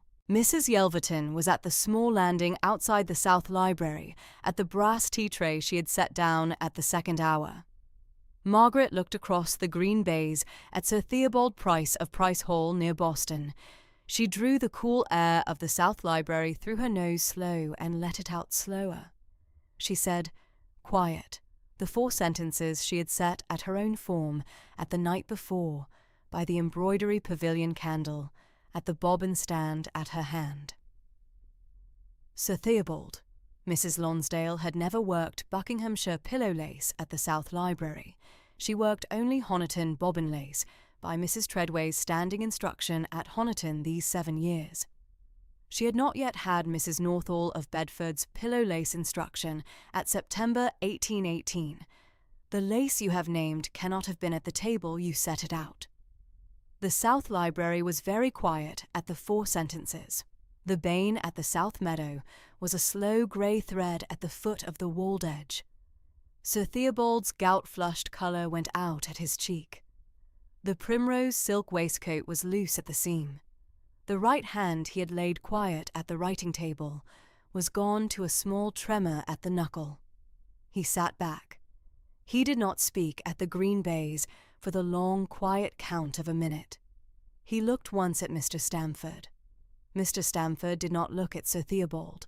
The charcoal wool sleeve was tight at the portfolio. Mr. Stamford took up the folded paper of the Parole Trust claim. He set it quiet at the black portfolio and tied the ribbon. He stood. He set the small bow of the Boston barrister at Miss Lonsdale. He said, quiet, that the matter of the folded paper would not be pressed at the prerogative court, that Mr. Stamford withdrew at Sir Theobald's standing instruction, and that the Boston chambers should send up the formal withdrawal to Mr. Greystoke Lincoln at the Lincoln Post following. Sir Theobald stood, slow. The gout was at his right knee. He set his right hand at the writing table to steady the standing. He did not look at Margaret. He took up his hat. He set the small bow of the Lincolnshire baronet at the floorboard. He did not speak. He went at the South Library door at Mr. Stamford's quarter pace ahead of him. Mr. Ragby opened the door. Sir Theobald passed. Mr. Stamford passed at half a pace behind him. Mr. Ragby closed the door gentle behind them. The South Library was quiet at the close of the door. The brass coal scuttle at the south hearth was quiet at the small clear fire. The Honiton bobbin set was at Margaret's left hand at the bobbin stand. The commission ledger of Mrs. Cassandra Lonsdale's 7 years was open at the green baize at the entry for Easter 1819. The correspondence bundle of Mrs. Treadway of Honiton was open at the brown ribbon at the green baize. The Bedford letter of Mrs. Northall of the 14th of October 1819 was set open at the top of the bundle. The standing rate of 2 guineas per fortnight, plain at the body of the letter, the date at the head of the letter plain. Margaret laid her 2 hands quiet at the green baize on either side of the open ledger. She did not speak. Mr. Greystoke Lincoln rose at the writing desk at the south sash. He came up at the writing table at his quiet step. He set his right hand at the back of his own upright chair. He looked at the open ledger at the Easter 1819 entry. He looked at the open bundle of Mrs. Treadway's 7 years of Lady Day letters. He looked at the open Bedford letter of Mrs. Northall. He looked at the brass ring of 6 keys at the table edge. He said, "Quiet," the 7 words that Margaret had not waited for, and had not asked for, and had not needed for the settling of the matter. The 7 words that the Castle Hill Chambers and the Prerogative Court at Lincoln would hold at the standing form of the Lincolnshire bar for the long, quiet years. "Miss Lonsdale, the matter is settled. The lace has settled it." Margaret inclined her head a quarter at the 7 words. She drew the cool air of the South Library through her nose, slow, and let it out slower. She set her right hand quiet at the open commission ledger at the Easter 1819 entry. She did not speak at the green baize for the long, quiet count of a minute. Then she rose at the standing seat. She set the Bedford letter quiet at the top of the correspondence bundle. She tied the brown Honiton ribbon at the bundle at the standing form. She set the bundle quiet at the writing table behind the ledger. She closed the ledger gentle at the green baize. She set the ledger at the writing table at the place Mrs. Cassandra had kept it these 7 years past. She took up the Honiton bobbin set at her left hand and set the 5 bobbins quiet at the bobbin stand at the proper order. She set the pricking card with the Lincolnshire altar-cloth pattern quiet at the green baize. She crossed at the south library to the south sash. She set her right hand quiet at the cool casement. She looked out at the south meadow. The bane was a slow grey thread at the foot of the wold edge. The Lincolnshire wolds rose soft west at the cool light of the Wednesday morning. The chalk under the south meadow was hard with the night frost. The pantile roof above the south library took the cool eastern light at the 2nd hour of the morning. The household was at its standing duties. Mrs. Yelverton came up with the brass tea tray. She set it quiet at the writing table, the brown teapot at the centre, 2 cream cups at the right, the plate of Lincolnshire shortbread at the left. She looked once at the closed ledger and once at the brass ring of 6 keys, and said, "Quiet," that Mr. Croft, the steward, had asked leave to set down the South Meadow accounts at Miss Lonsdale's convenience that afternoon, against the running of the Lonsdale Hall books at the December quarter day. Margaret turned at the south sash. She said, "Quiet, that Mr. Croft should be at his convenience at the South Library, and that the tea would be welcome at the writing table." Mrs. Yelverton inclined her head. She poured the tea quiet at the 2 cream cups and withdrew at the small landing. Mr. Greystoke Lincoln took up his cream cup. He sat at the writing desk at the south sash.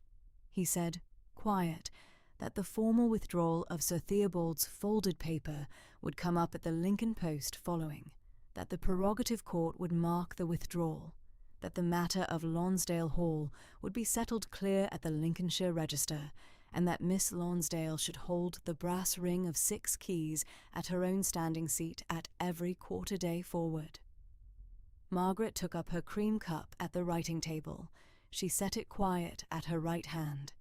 She sat at her standing seat at the green baize. She did not speak at the long quiet of the cool morning at the South Library. She thought, quiet, of Mrs. Cassandra Lonsdale at the writing table at the south sash, these 7 years past, the cream silk and linen Honiton bobbin lace at the bobbin stand, the 5 bobbins spooled at the proper order, the Lady Day post from Honiton at the brown ribbon, the commission ledger at her right hand at the standing form. She thought of the late great-aunt's quiet 7 years of the Honiton work for the Lincolnshire parishes, St. Wolfram's of Grantham, St. James's of Louth, St. Mary's of Boston, St. Mary le Wigford of Lincoln, St. Margaret's of Lonsdale by Horncastle, the 5 Lincolnshire altars at the cream silk and linen Honiton pattern of Mrs. Treadway's standing instruction.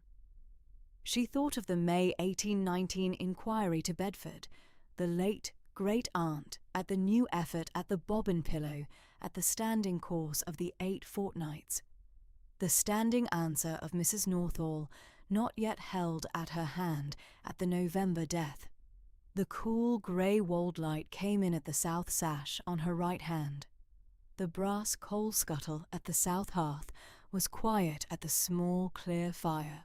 The pantile roof above the south library took the cool eastern light at the cool morning the household was at its standing duties. Margaret set her cream cup quiet at the writing table. She set her right hand quiet at the closed commission ledger. The matter was settled. The lace had settled it.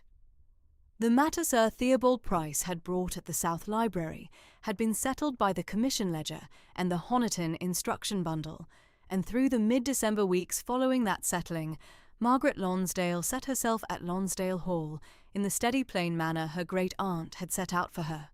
She rose with the parsonage habit at first light, took plain coffee and brown bread at the small north dining parlour, wrote her morning letters at the South Library writing table, where Mrs. Cassandra's commission ledger now stood at her right hand, walked the half-acre of the walled south garden between writing and her midday cold meat, read at the South Library through the short grey-walled afternoons with the brick hob keeping the room at an even warmth, and took her supper plain at the small dining parlour with Mr. Ragby quiet at the side.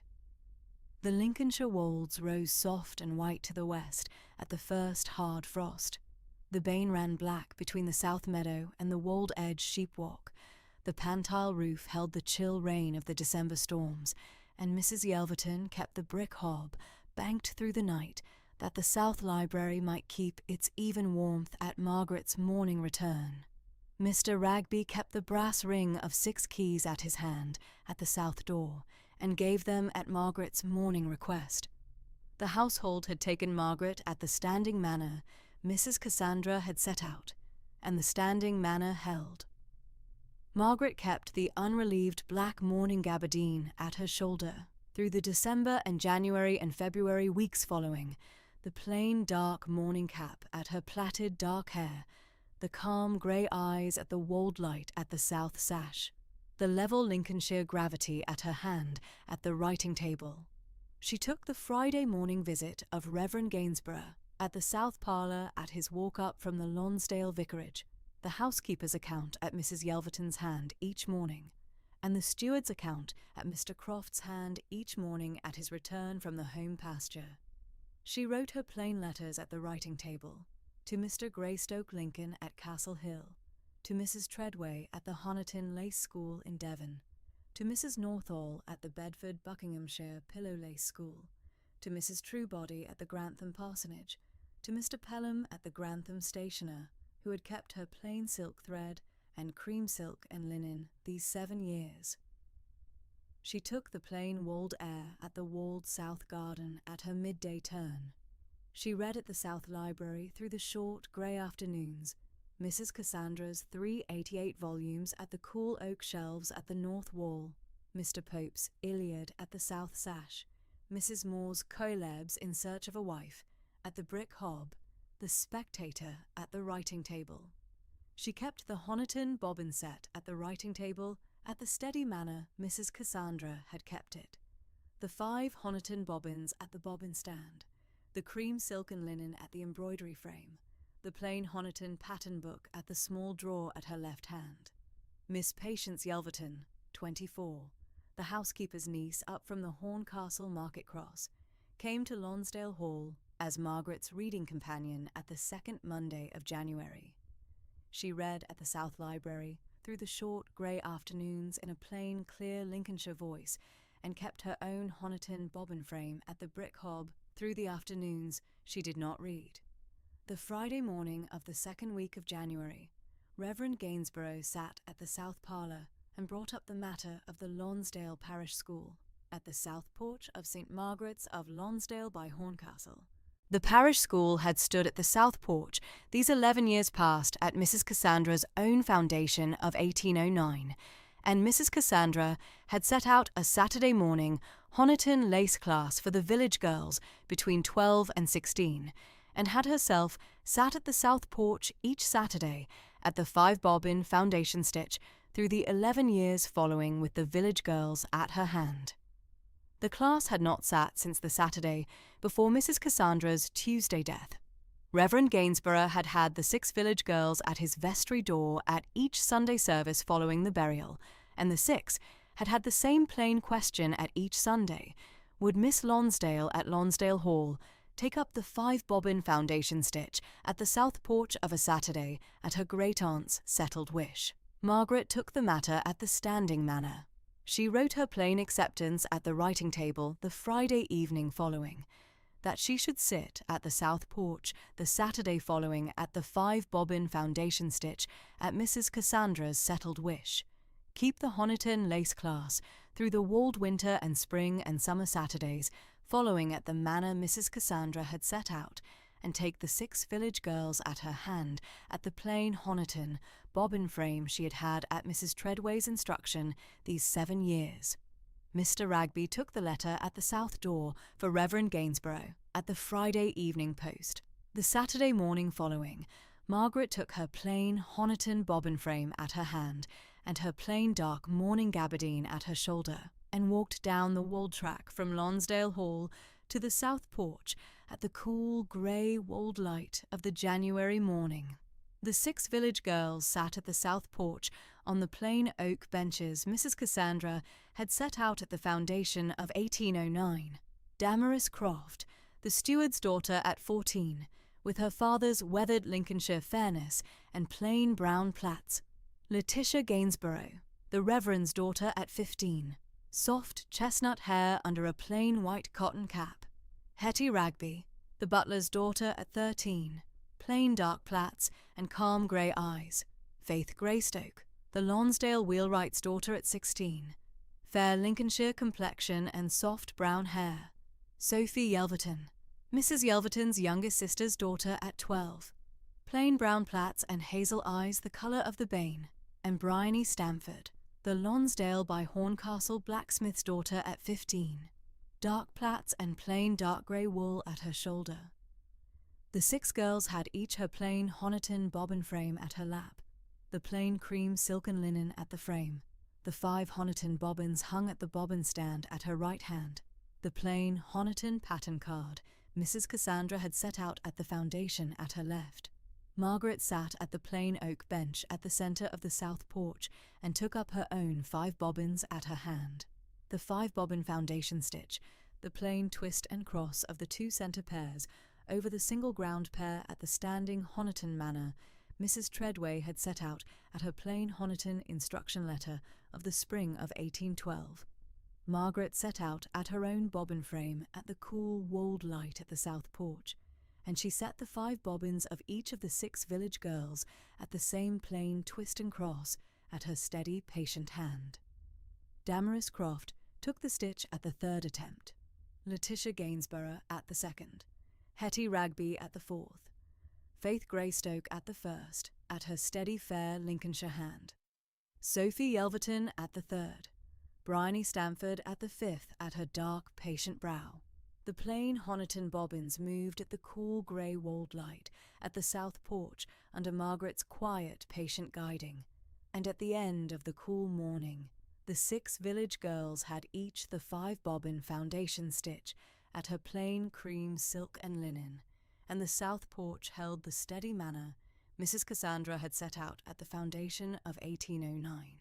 The Saturday mornings following through January and February and March, Margaret kept the south porch at the 5-bobbin foundation stitch, and the 6 village girls took up the plain Honiton instruction at the steady, patient hands. Damaris Croft set out at the 4th Saturday, a clean line of foundation stitch at her own bobbin frame. Letitia Gainsborough set out at the 5th Saturday. The standing chancel rail pattern Mrs. Cassandra had set out for the standing Lonsdale by Horncastle Commission. Faith Greystoke had at the 6th Saturday the Honiton bobbin stand at her plain hand at the standing manner, and the south porch held the steady plain manner of the foundation of 1809 at each Saturday through the wold winter and the early spring following.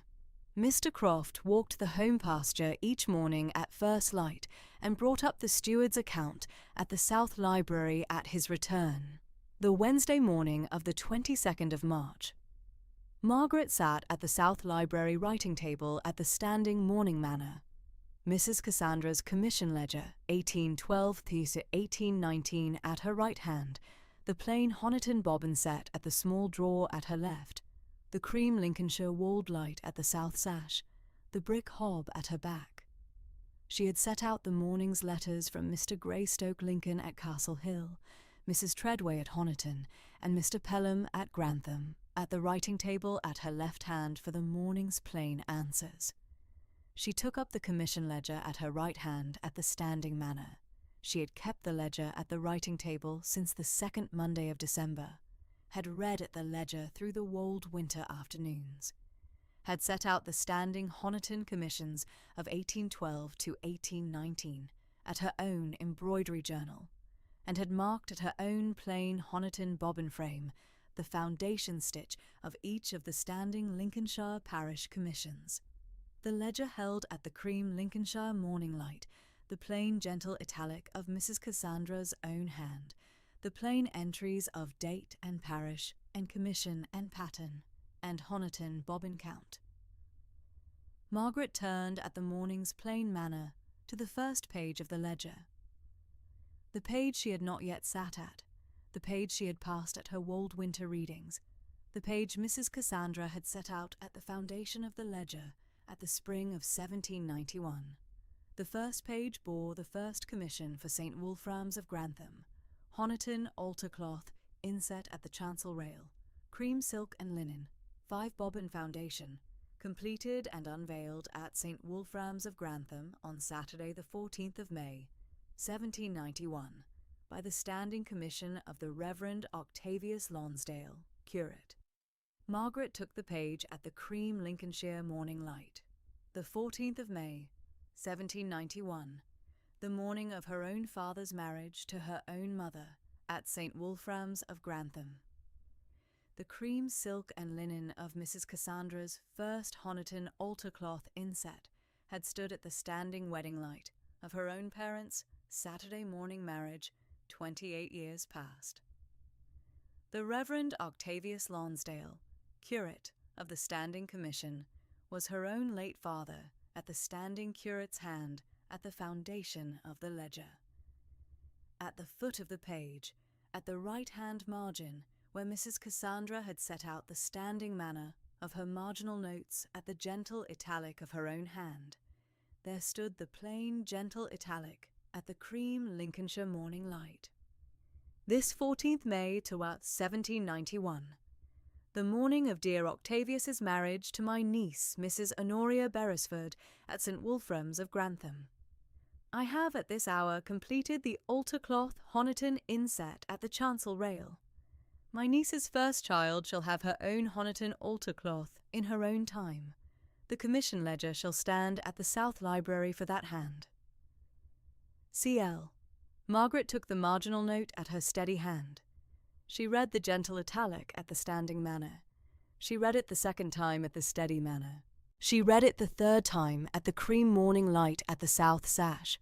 The plain Honiton bobbin set at the small drawer at her left hand held the standing manner Mrs. Cassandra had set out at the foundation of the ledger at the spring of 1791, and the commission ledger, 1812, 1819, at her right hand, held the standing manner Mrs. Cassandra had kept through the 28 years following, and the cream Lincolnshire morning light at the south sash held the same wold light that had stood at the south porch of St. Wolfram's of Grantham at the standing wedding light of her own parents' Saturday morning marriage, 28 years past. Margaret closed the commission ledger at the steady manner her great-aunt had taught her. She set the ledger at the writing table at her right hand.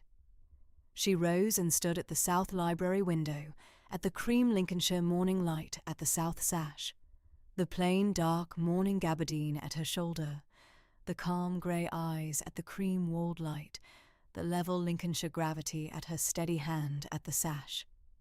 The half-acre of the walled south garden lay at the cream morning light. The apple orchard at the east lay at the same cream light. The Lincolnshire wolds rose soft white at the west of the hall. The bane ran black between the south meadow and the walled-edged sheep walk, and Margaret stood at the south library window at the steady manner. Mrs. Yelverton stood silent at the brick hob at the small reading table at the north of the south library, the plum bombazine at her shoulder, the plain lace cap at her soft grey hair. She had brought up the morning's plain tea at the small reading table at the standing manner, and set out the plain Honiton tea service at her quiet patient hand, and she stood silent at the brick hob at the cream Lincolnshire morning light at the south sash. The south library held the standing manner Mrs. Cassandra had set out at the foundation of the ledger at the spring of 1791. After the cream morning light at the south sash, Margaret took up the morning's plain letters at the writing table, and wrote her plain answers at the steady manner. The afternoon following, she set out at her embroidery journal the plain entry of the Foundation Commission of 1791. At the standing manner she had kept at the journal these 8 years past. First commission St. Wolfram's of Grantham, Honiton altar cloth inset at the chancel rail, 5 bobbin foundation, completed Saturday 14th May, 1791, by Mrs. Cassandra Lonsdale at the standing commission of the Reverend Octavius Lonsdale, curate. The commission ledger shall stand at the South Library for that hand. Margaret Lonsdale, South Library, Lonsdale Hall. The quarter-day of Lady Day brought Mr. Croft to the South Library at the morning's plain steward's account of the home pasture and the wold-edged sheep walk and the apple orchard at the east through the wold winter quarter following Mrs. Cassandra's November burial. Mid-April, Mrs. Yelverton brought up at the South Library the plain dark mahogany case of the Lonsdale family pearls, the standing single strand of plain cream, Lincoln pearls Sir Augustus Lonsdale had had at Lincoln in the spring of 1788, at his settled wish for the standing wear of his own Lady Lonsdale, the standing strand Mrs. Cassandra had kept these 9 years following Sir Augustus's death in 1810. The standing strand the will had set out at the residuary bequest at Margaret's own hand at the foundation of the residuary bequest of the 14th October 1819 will. The Wednesday morning of the 12th of April, Margaret sat at the south porch at the standing manor. The 6 village girls had brought up at her hand the plain Lincolnshire walled wildflower album each had kept through the walled winter Saturdays at Mrs. Cassandra's standing wish of 1809, and Margaret read at the south porch the plain Aesop's fables at the cream Lincolnshire walled light at the steady manner Mrs. Cassandra had set out at the foundation of the parish school. Late April. Margaret took at the standing manner of half-mourning, eased the plain cream and grey muslin Mrs. Yelverton had brought up at the South Library at the 3rd week of April. The plain cream and grey muslin Mrs. Cassandra had herself set out at her own standing wish at the 2nd 6 months of mourning. The plain Lincolnshire muslin Mr. Pelham had had at the cool back shop at Grantham these 7 years past. The plain cream and grey at her shoulder, at the standing manner her great-aunt had taught her. Easter Sunday morning at St. Margaret's of Lonsdale by Horncastle, Reverend Gainsborough held the standing Easter service at the steady plain manner of the Lonsdale curate's hand. Margaret sat at the standing Lonsdale Hall pew at the south aisle of the church at the plain cream and grey muslin, a sprig of early Lincolnshire wold thyme at her bodice. The standing wold thyme Mrs. Cassandra had had at the walled south garden at her settled wish of 1812, The standing sprig Mrs. Yelverton had cut at the morning's plain walled light at the south wall at Margaret's own steady, patient hand. The plain Honiton altar cloth at the chancel rail of St. Margaret's of Lonsdale by Horncastle stood at the cream Easter walled light at the standing manor Mrs. Cassandra had set out at the 1819 commission of the standing Lonsdale by Horncastle parish. The standing Honiton altar cloth Margaret had taken up at her own hand at the foundation of the Wold Winter Quarter following her great-aunt's November burial.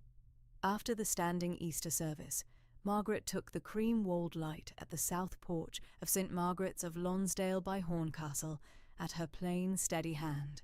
The 6 village girls, Damaris Croft, Letitia Gainsborough, Hetty Ragby, Faith Greystoke, Sophie Yelverton, Bryony Stamford, stood at the cream Easter walled light at the south porch at their plain Easter Sunday white cotton caps, the standing manor of the foundation of 1809.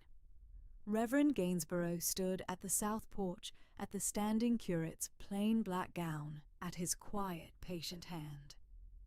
At the south porch at the cream Easter walled light stood His Grace Geoffrey Aubrey Beresford, 6th Duke of Grimsby. The 6th Duke of Grimsby was tall, lean, 6'2", dark chestnut hair lately silvering at the temples, calm grey-blue eyes the colour of the North Sea at autumn, weathered fair Cambridge-trained complexion, plain honey-fawn morning coat over plain cream waistcoat, the silver ducal signet at his right hand. He inclined at the steady plain manner at Margaret's own hand at the south porch. Reverend Gainsborough stood at the south porch between Margaret and the Duke at his quiet, patient hand, and took up the standing manner of the Lonsdale curate's introduction at his plain, steady voice. Miss Lonsdale, His Grace, Geoffrey Aubrey Beresford, 6th Duke of Grimsby Castle 12 miles north, on the Lincolnshire coast, above Grimsby. Lord Grimsby is the lay patron of the Lonsdale living, and the standing patron of the Honiton Lace School these 6 years past. The Duke inclined at the standing plain manner at the cream Easter walled light at the south porch, and he took up at his quiet, patient voice the steady plain account of his own Lincolnshire knowledge of the late Mrs. Cassandra Lonsdale at the standing patronage of the Honiton Lace School of Devon. He had known Mrs. Cassandra at the standing subscription of the Honiton Lace School through the 6 years between the spring of 1814 and the autumn of 1819, he said at the steady plain manner. He had had her plain Honiton bobbin instruction letters at his own hand at Grimsby Castle. Through the 6 years following his first subscription, he had had her plain commission accounts at the Honiton Lace School subscription book at the standing patron's quarterly review at the cream Lincolnshire mornings at Grimsby Castle. At the September parish school inspection of the autumn of 1819, the inspection he had taken at his own hand, at the lay patron capacity, at the south porch of St. Margaret's of Lonsdale by Horncastle, at the standing wish of the lay patron of the Lonsdale living, he had seen at Reverend Gainsborough's hand one of Mrs. Cassandra's own commission ledger pages, the standing Honiton commission for St. Margaret's of Lonsdale by Horncastle at the spring of 1819, and he had remarked at his quiet, Cambridge-trained hand the standing Cambridge quality observation at the gentle italic of Mrs. Cassandra's plain, steady hand. He had not, at the 6 years following his own foundation patronage of the Honiton Lace School of Devon, expected to see the standing hand of Mrs. Cassandra Lonsdale continue at any south porch of any Lincolnshire parish, and at the standing Easter morning at the south porch of St. Margaret's, at the cream-walled light he had seen at Margaret's own plain hand, the standing Honiton altar cloth at the chancel rail, at the steady manner Mrs. Cassandra had set out at the foundation of the 1819 commission. Margaret took the Duke, at her steady plain, Lincolnshire walled gravity, at the cream Easter walled light at the south porch. She inclined at the standing manner at her plain cream and grey muslin shoulder, the sprig of early Lincolnshire wold thyme at her bodice at the cream Easter wold light. She took up at her quiet patient voice the plain steady account at the standing manner her great-aunt had taught her at the foundation of the ledger. Lord Grimsby, the Honiton work at Lonsdale. I shall continue at my late great-aunt's settled wish. The Duke took her plain answer at the steady plain manner at the cream Easter wold light at the south porch. He inclined at his honey-fawn morning coat shoulder, the silver ducal signet at his right hand, catching the cream wold light at the south porch, and he took up at his quiet patient voice the plain steady remark at the standing manner of the lay patron of the Lonsdale living. He should be at Grimsby Castle through the spring and the early summer following, at the standing patron's quarterly review of the Honiton Lay School subscription book at the cream Lincolnshire mornings, and he should be at the south porch of St. Margaret's of Lonsdale by Horncastle, at the standing lay patron capacity at the September parish school inspection following. He should at the standing patron's manor take the plain Honiton commission ledger at the south library of Lonsdale Hall, at Margaret's own settled wish at the standing patron's review of the Honiton Lay School subscription through the spring and the early summer following. At the standing manor, Mrs. Cassandra had set out at the foundation of the ledger at the spring of 1791. Reverend Gainsborough stood at the south porch at his quiet patient hand at the cream Easter wold light. The 6 village girls stood at their plain Easter Sunday white cotton caps at the standing manor of the foundation of 1809. Mrs. Yelverton stood at her plain plum bombazine at the standing housekeeper's manor. Mr. Ragby stood at his plain black tailcoat at the standing butler's manor. Mr. Croft stood at his weathered plain dark coat at the standing steward's manor. The cream Easter wold light held the south porch at the standing manor Mrs. Cassandra had set out at the foundation of 1809, and the plain Honiton altar cloth at the chancel rail held the cream Easter wold light at the standing manor of the 1819 commission. Margaret took the Duke's plain steady remark at the standing manner her great-aunt had taught her at the foundation of the ledger. She inclined at her plain cream and grey muslin shoulder at the cream Easter wold light at the south porch, and she took up at her quiet patient voice the plain steady answer at the standing manner. The commission ledger should stand at the South Library of Lonsdale Hall at the standing patron's review at his Grace's settled wish, she said at the steady plain manner at the south porch. At the standing manner, Mrs. Cassandra had set out at the foundation of the ledger at the spring of 1791. The Honiton work at Lonsdale she should continue at her late great-aunt's settled wish at the standing manner of the 1819 commission for the standing Honiton altar cloth at the chancel rail. The Saturday morning Honiton lace class at the south porch she should keep at the standing manner Mrs. Cassandra had set out at the foundation of the parish school of 1809 at the standing wish of the lay patron of the Lonsdale living. The Duke inclined at her plain steady answer at the cream Easter wold light at the south porch.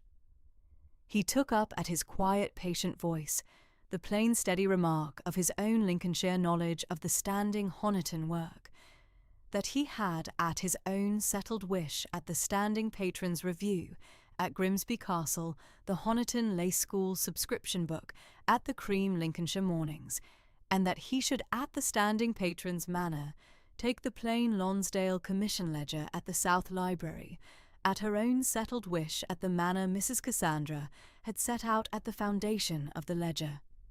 He inclined at the steady plain manner at the cream Easter wold light, the silver ducal signet at his right hand catching the cream wold light at the standing manner, and he took up his plain honey-fawn morning coat at his Grimsby Castle carriage at the standing lich gate at the south aisle of St. Margaret's of Lonsdale by Horncastle.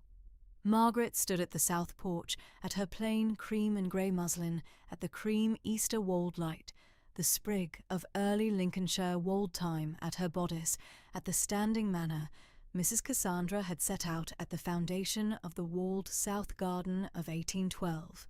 The calm grey eyes at the cream Easter walled light, the level Lincolnshire walled gravity at her steady plain hand at the south porch of St. Margaret's of Lonsdale by Horncastle, at the standing manor her great-aunt had taught her, at the foundation of the Ledger, at the spring of 1791. The cream Easter walled light at the south porch held the standing manor. Saturday, the 6th of May, 1820 came down soft and cool over the Lincolnshire wolds, with the chalk light pale at the south windows of Lonsdale Hall, and the rolling sheepwalks lying quiet under a high white sky. Margaret Lonsdale was at the South Library writing table at a fresh page of the Commission Ledger. The Honiton bobbins of her late great-aunt set out neat at the linen pad, when Mr. Ragby came to the South Library door and named the visitors at the south door. His Grace the Duke of Grimsby Castle on the Lincolnshire coast, the Lady Elspeth Beresford, the Lady Caroline Beresford Strickland, the Mr. Charles Strickland, and the Dowager Duchess of Grimsby. Margaret rose from the writing table and laid the bobbins gentle at the linen pad, and crossed to the South Library door, with her dark hair plaited at the nape and her plain dark wool morning gown smooth at her hand. She had laid aside the unrelieved black of her late great-aunt's mourning at the close of April, and wore now the plain dark grey wool the village dressmaker Mrs. Strickland, the curate's sister, 52, plain dark gown, soft Lincolnshire hand, had made up at Easter on Mrs. Yelverton's order. The plain morning cap was still at the nape, for her own late father, the Reverend Octavius Lonsdale, and her own late mother, Mrs. Honoria Lonsdale née Beresford, never yet quite laid aside. The party came up the south corridor at the steward Mr. Croft's pace.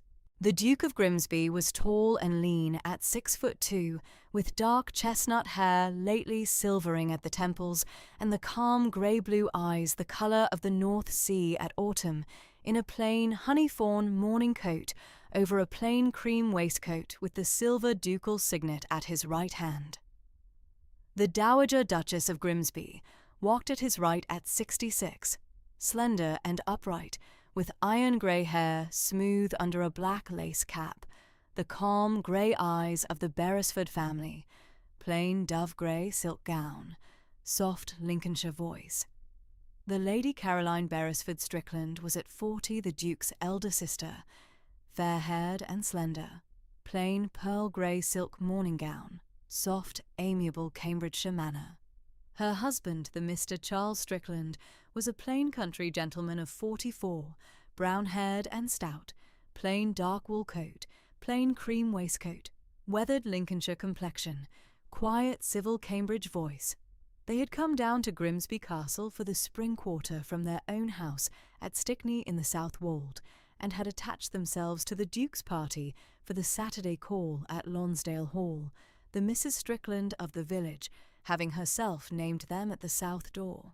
The Lady Elspeth Beresford was 7 years of age, slight and serious, with soft auburn hair gathered at the nape by 2 grey ribbons, the same calm grey-blue eyes of her father, plain cream muslin morning frock at the high waist. She held her gloved hand at the Duke's left and looked grave at Margaret at the South Library door. Mrs. Yelverton received the party at the South Library, at the housekeeper's pace, plum bombazine and lace cap, plain Lincolnshire civility, and crossed at once to the bell-cord at the east wall for the tea-tray. Margaret named each of the party at the south sash window, where the chalk light came soft over the rolling wolds, and the Dowager Duchess of Grimsby took the upholstered chair at the south sash, and the Lady Caroline the chair at her right, and the Mr. Charles Strickland the chair beyond at the writing table, and the Lady Elspeth was set at the cushioned bench at the south sash near Margaret's writing table, where the Honiton bobbins lay out on the linen pad. The Duke of Grimsby stood for a moment at the south sash window, with his honey-fawn morning coat smooth at his shoulder, and looked out at the soft, rolling wolds rising west above the Bain, and crossed then to the upholstered chair at Margaret's left at the writing table.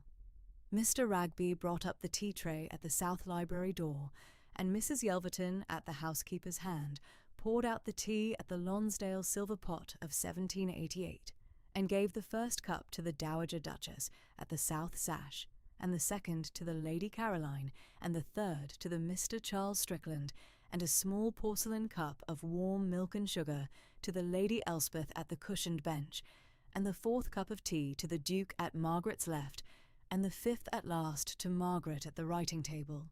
The Duke turned the porcelain cup at his hand, at the slow Lincolnshire pace, and named his matter at a level voice.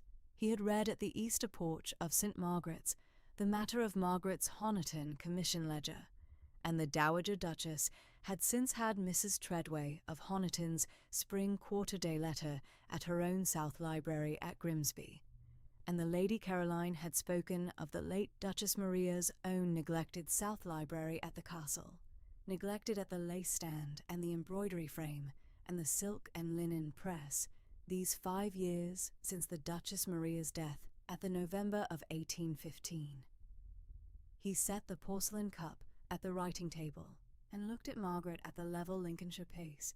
He had come, he said, to ask whether Margaret might lay out an embroidery demonstration at the South Library of Grimsby Castle at the Tuesday following the spring quarter day. The Honiton bobbins and the commission ledger at her hand at the South Library writing table at the castle, the lace school subscription paper at her left, the Lady Elspeth at her right at the cushioned bench. The South Library at Grimsby Castle had been the late Duchess Maria's own room.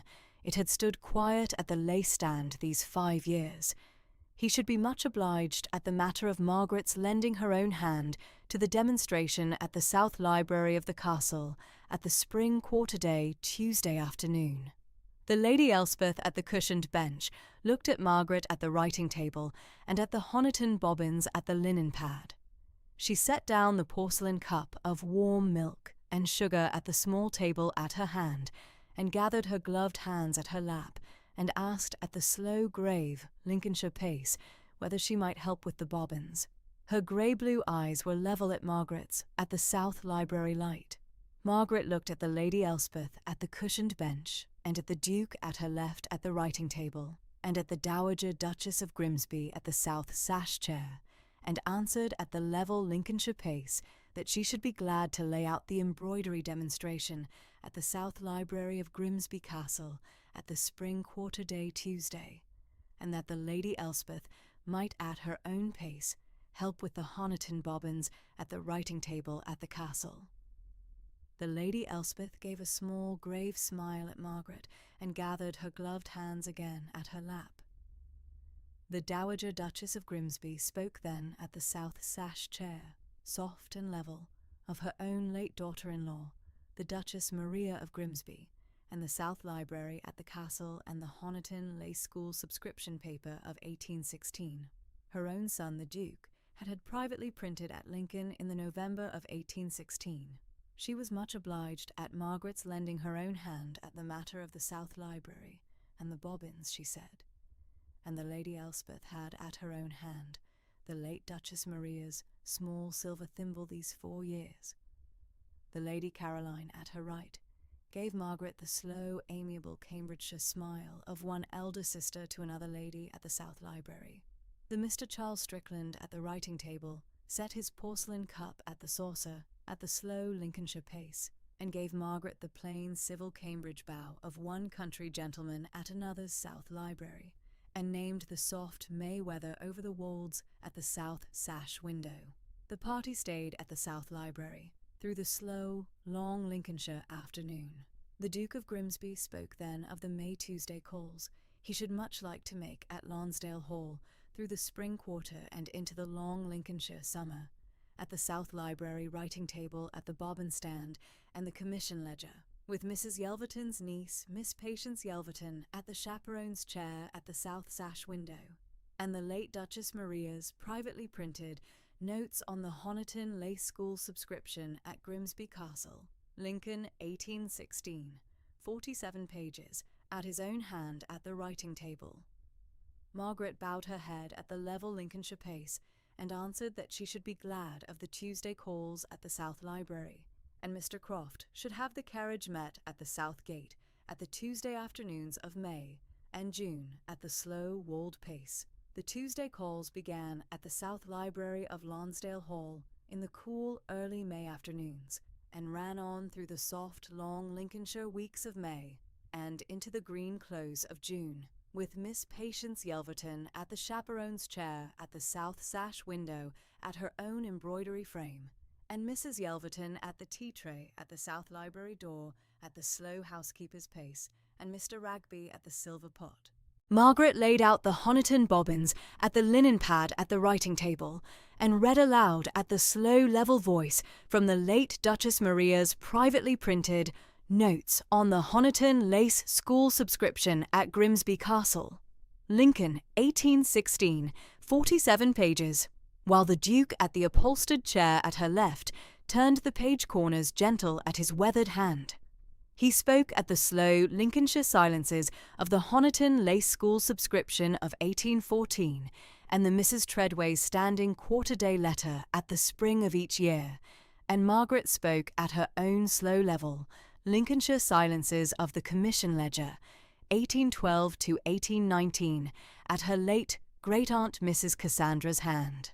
The Lady Elspeth was sometimes at the cushioned bench at the south sash, with her late mother's small silver thimble at her own gloved hand, and a small Honiton bobbin at her own slow grave inquiry, and Margaret showed her the slow pass of the linen thread at the linen pad at the writing table.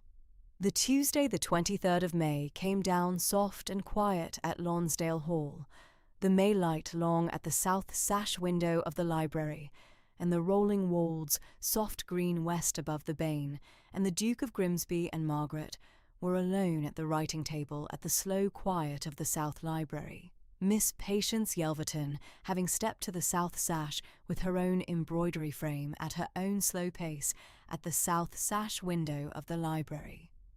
The Duke looked at Margaret at the writing table and laid his weathered hand a moment at the open notes on the Honiton Lace School Subscription at the writing table, and Margaret laid her own ungloved hand a moment at the linen pad at the bobbins, and they sat together at the level Lincolnshire silence of the South Library, the long May light soft at the south sash window, and neither spoke. Margaret felt the slow level Lincolnshire warmth of the South Library afternoon at the writing table, and the Duke turned the page corner gentle at his hand, and the South Library lay quiet at the soft May light, and they were quiet together at the slow Lincolnshire warmth of the afternoon at the South Library writing table. The Wednesday walks began at the close of May at the South Meadow above the Bane. Mr. Croft at the steward's pace gave the Duke the walled edge path at the home pasture, and the Lady Elspeth at her own slow grave pace walked at Margaret's right at the south stile, and Miss Patience Yelverton at the chaperone's pace walked at the south wall above the Bane. The Duke spoke at the level Lincolnshire silences of the walled edge sheep walk and the home pasture and the dry stone wall at the south side of the Bane, and Margaret spoke at the slow level pace of the Commission Ledger and the South Library writing table. The Wednesday the 7th of June came down warm and quiet over the Wolds, the early summer light long at the dry stone wall above the Bane at the south walled edge of the home pasture, and the Duke of Grimsby paused at the dry stone wall, at the slow level Lincolnshire pace, and gathered with his weathered hand a small sprig of Lincolnshire wold thyme from the loose-set stone at the south face. He set the sprig at his own ungloved hand a moment, and crossed at the slow level pace to Margaret at the south stile, and gave the sprig to her gentle at her own ungloved hand at the level Lincolnshire silence. He did not speak. Margaret took the sprig of wold thyme at her ungloved hand and looked at the Duke a moment at the level grey-blue Lincolnshire silence of his eyes, and bowed her head at the slow Lincolnshire pace, and laid the sprig of wold thyme that same Wednesday evening at the South Library writing table into the small linen pouch at the bobbin stand where she kept the embroidery pencil cleaning cloth. The sprig dried at the linen pouch through the close of the green Lincolnshire June. The Tuesday and Wednesday calls and walks ran on into the long, warm close of June. At the last Saturday of June, the Duke of Grimsby asked at the South Library door of Lonsdale Hall whether he might call instead on the Saturdays of July at the South Library, and Margaret answered at the level Lincolnshire pace that she should be glad of the Saturday calls in the warm afternoon. The July Saturdays came down warm and slow at the Wolds. The Duke arrived at the South Gate at the slow Lincolnshire pace, at the chime of 3 at the South Corridor clock, and was received at the South Library by Mrs. Yelverton at the housekeeper's pace, and Miss Patience Yelverton was at the chaperone's chair at the south sash window at her own embroidery frame. The Duke spoke at the slow level Lincolnshire silences of the Honiton Lace School subscription at Grimsby Castle and the South Library of his own seat, and Margaret spoke at her own slow level pace of the Commission Ledger 1812 to 1819 at her late great-aunt Mrs. Cassandra's hand. The slow level afternoon at the South Library writing table was the level Lincolnshire heart of each Saturday at Lonsdale Hall. The Saturday, the 5th of August 1820, came down soft and warm at the Wolds, the long August light pale at the south sash window of the library, and the rolling sheep walks rising soft green west above the Bane. The Duke of Grimsby arrived at the South Gate at the chime of 3 at the South Corridor clock, and was received at the South Library at Mrs. Yelverton's housekeeper's pace, and Miss Patience Yelverton was at the chaperone's chair at the south sash window at her own embroidery frame at the slow August quiet. The Duke crossed the South Library at the slow level Lincolnshire pace, and stood at the writing table at Margaret's left at the bobbin stand at the linen pad. He looked at her at the level grey-blue silence of his eyes, and spoke at the slow Lincolnshire voice of the Beresford family, at the 7 sentences of his measured proposal at the South Library writing table. He had come, he said, to lay before Miss Margaret Lonsdale, at her own South Library of Lonsdale Hall, a matter he had carried at the slow level pace these 4 years past the death of his late wife, the Duchess Maria. He had read at the careful Honiton Commission Ledger at the South Library writing table the slow level Lincolnshire hand of Margaret these 4 years past. I have come, having read with measured admiration the careful Honiton Commission Ledger at your hand these 4 years, to ask you to consider whether you might be the next Duchess of Grimsby at the level Lincolnshire. Pace your own treadway correspondence has taught me to admire. He had spoken at his own South Library at Grimsby Castle in the spring quarter to the Dowager Duchess of Grimsby and to his elder sister, the Lady Caroline Beresford Strickland of the matter, and the Dowager Duchess and the Lady Caroline were both at his council. The Lady Elspeth Beresford, his own daughter, had at her own 7-year-old grave Lincolnshire approval, named Margaret at the South Library of the castle at the Tuesday quarter-day demonstration. He should bring Margaret to the castle that the neglected lace stand be set to slow Lincolnshire work. He should be much obliged at Margaret's setting her own slow-level Lincolnshire answer at the writing table at her own pace. Margaret bowed her head at the slow-level Lincolnshire pace at the writing table. She set her ungloved hand a moment at the linen pad at the Honiton bobbins, and looked at the Duke of Grimsby at her left, and answered at the level Lincolnshire voice she had carried at the South Library these 9 months. Your Grace, I shall. The Duke gave the slow-level Beresford bow at the writing table, and took her ungloved hand a moment at his own weathered hand at the slow Lincolnshire silence of the South Library, and Miss Patience Yelverton at the south sash window set her embroidery frame quiet at her own lap at the slow approval of the chaperone's pace. The Duke called for the Lady Elspeth at the South Library door at the slow Lincolnshire pace of the August afternoon. Mr. Ragby brought up the Lady Elspeth from the south corridor, where she had been at the cushioned bench with the Dowager Duchess's late silver thimble at her own gloved hand, and the Lady Elspeth at the slow, grave, 7-year-old Lincolnshire pace, crossed the South Library to her father at the writing table. The Duke named the matter at his own slow, level voice.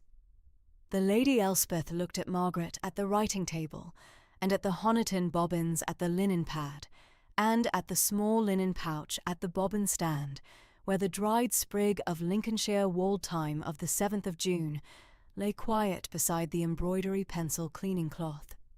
She bowed her head at the slow, level Lincolnshire pace, and answered her father at the level, grave voice that she was glad. She crossed to Margaret at the writing table, and laid her own gloved hand a moment at Margaret's ungloved hand at the linen pad, and Margaret took her hand gentle at the level Lincolnshire silence of the South Library. The banns were called at St. Margaret's of Lonsdale by Horncastle by the Reverend Gainsborough at the slow, level Lincolnshire voice on the Sundays of the 13th, the 20th, and the 27th of August, 1820. The village of Lonsdale by Horncastle came at the south door of the parish church at each Sunday in the long, warm August quiet to hear the banns called between the south sashlight and the pulpit. The wedding came down, soft and quiet, at the Saturday the 9th of September, 1820, at the chime of 10 at the south porch of St. Margaret's of Lonsdale by Horncastle. The morning light was pale at the south porch, and the rolling wolds lay quiet green west above the Bain. The Reverend Gainsborough at the slow, level Lincolnshire voice gave the marriage at the south porch in the plain black gown of the parish curate. Mr. Greystoke Lincoln gave the bride away at the slow, level pace of the family solicitor of 60 in gold spectacles and plain dark wool, having come down from his Castle Hill chambers at Lincoln at the Friday afternoon stage. Mrs. Strickland, the village dressmaker at the soft Lincolnshire hand, had made up the bride's morning gown at her own slow pace these 3 weeks past. Margaret wore at the south porch a plain cream Lincolnshire muslin morning gown at the slow, level Lincolnshire pace, with a small sprig of late summer Lincolnshire wold thyme and a white and cream rose set at the bodice at the village dressmaker Mrs. Strickland's hand, the small string of Lonsdale pearls of Lincoln 1788 at her throat, ivory silk gloves at her hands, and the small silver locket of her own late mother, Mrs. Honoria Lonsdale née Beresford, set at the inner pocket of the gown over her heart.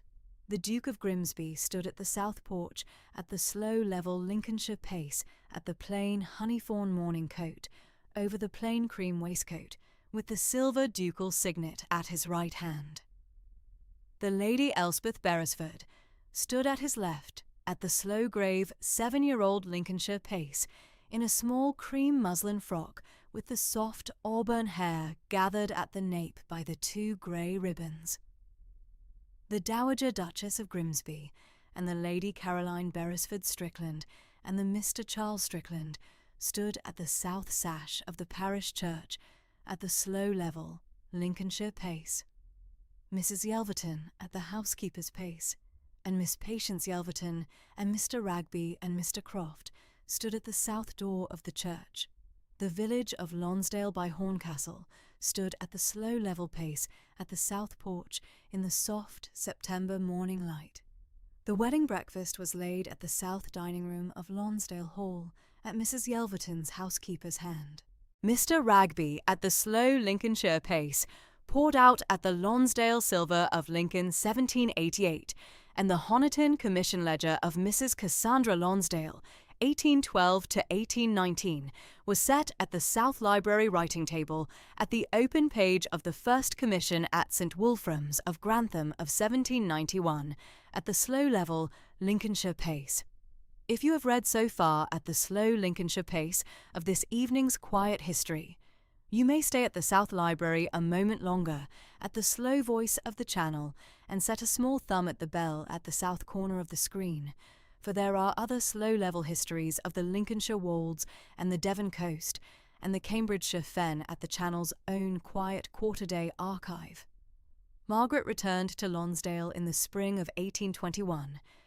She planted 3 Lincolnshire wold-thyme cuttings at the south wall of the walled garden, as her late great-aunt had asked in her 1791 marginal note at the Commission Ledger.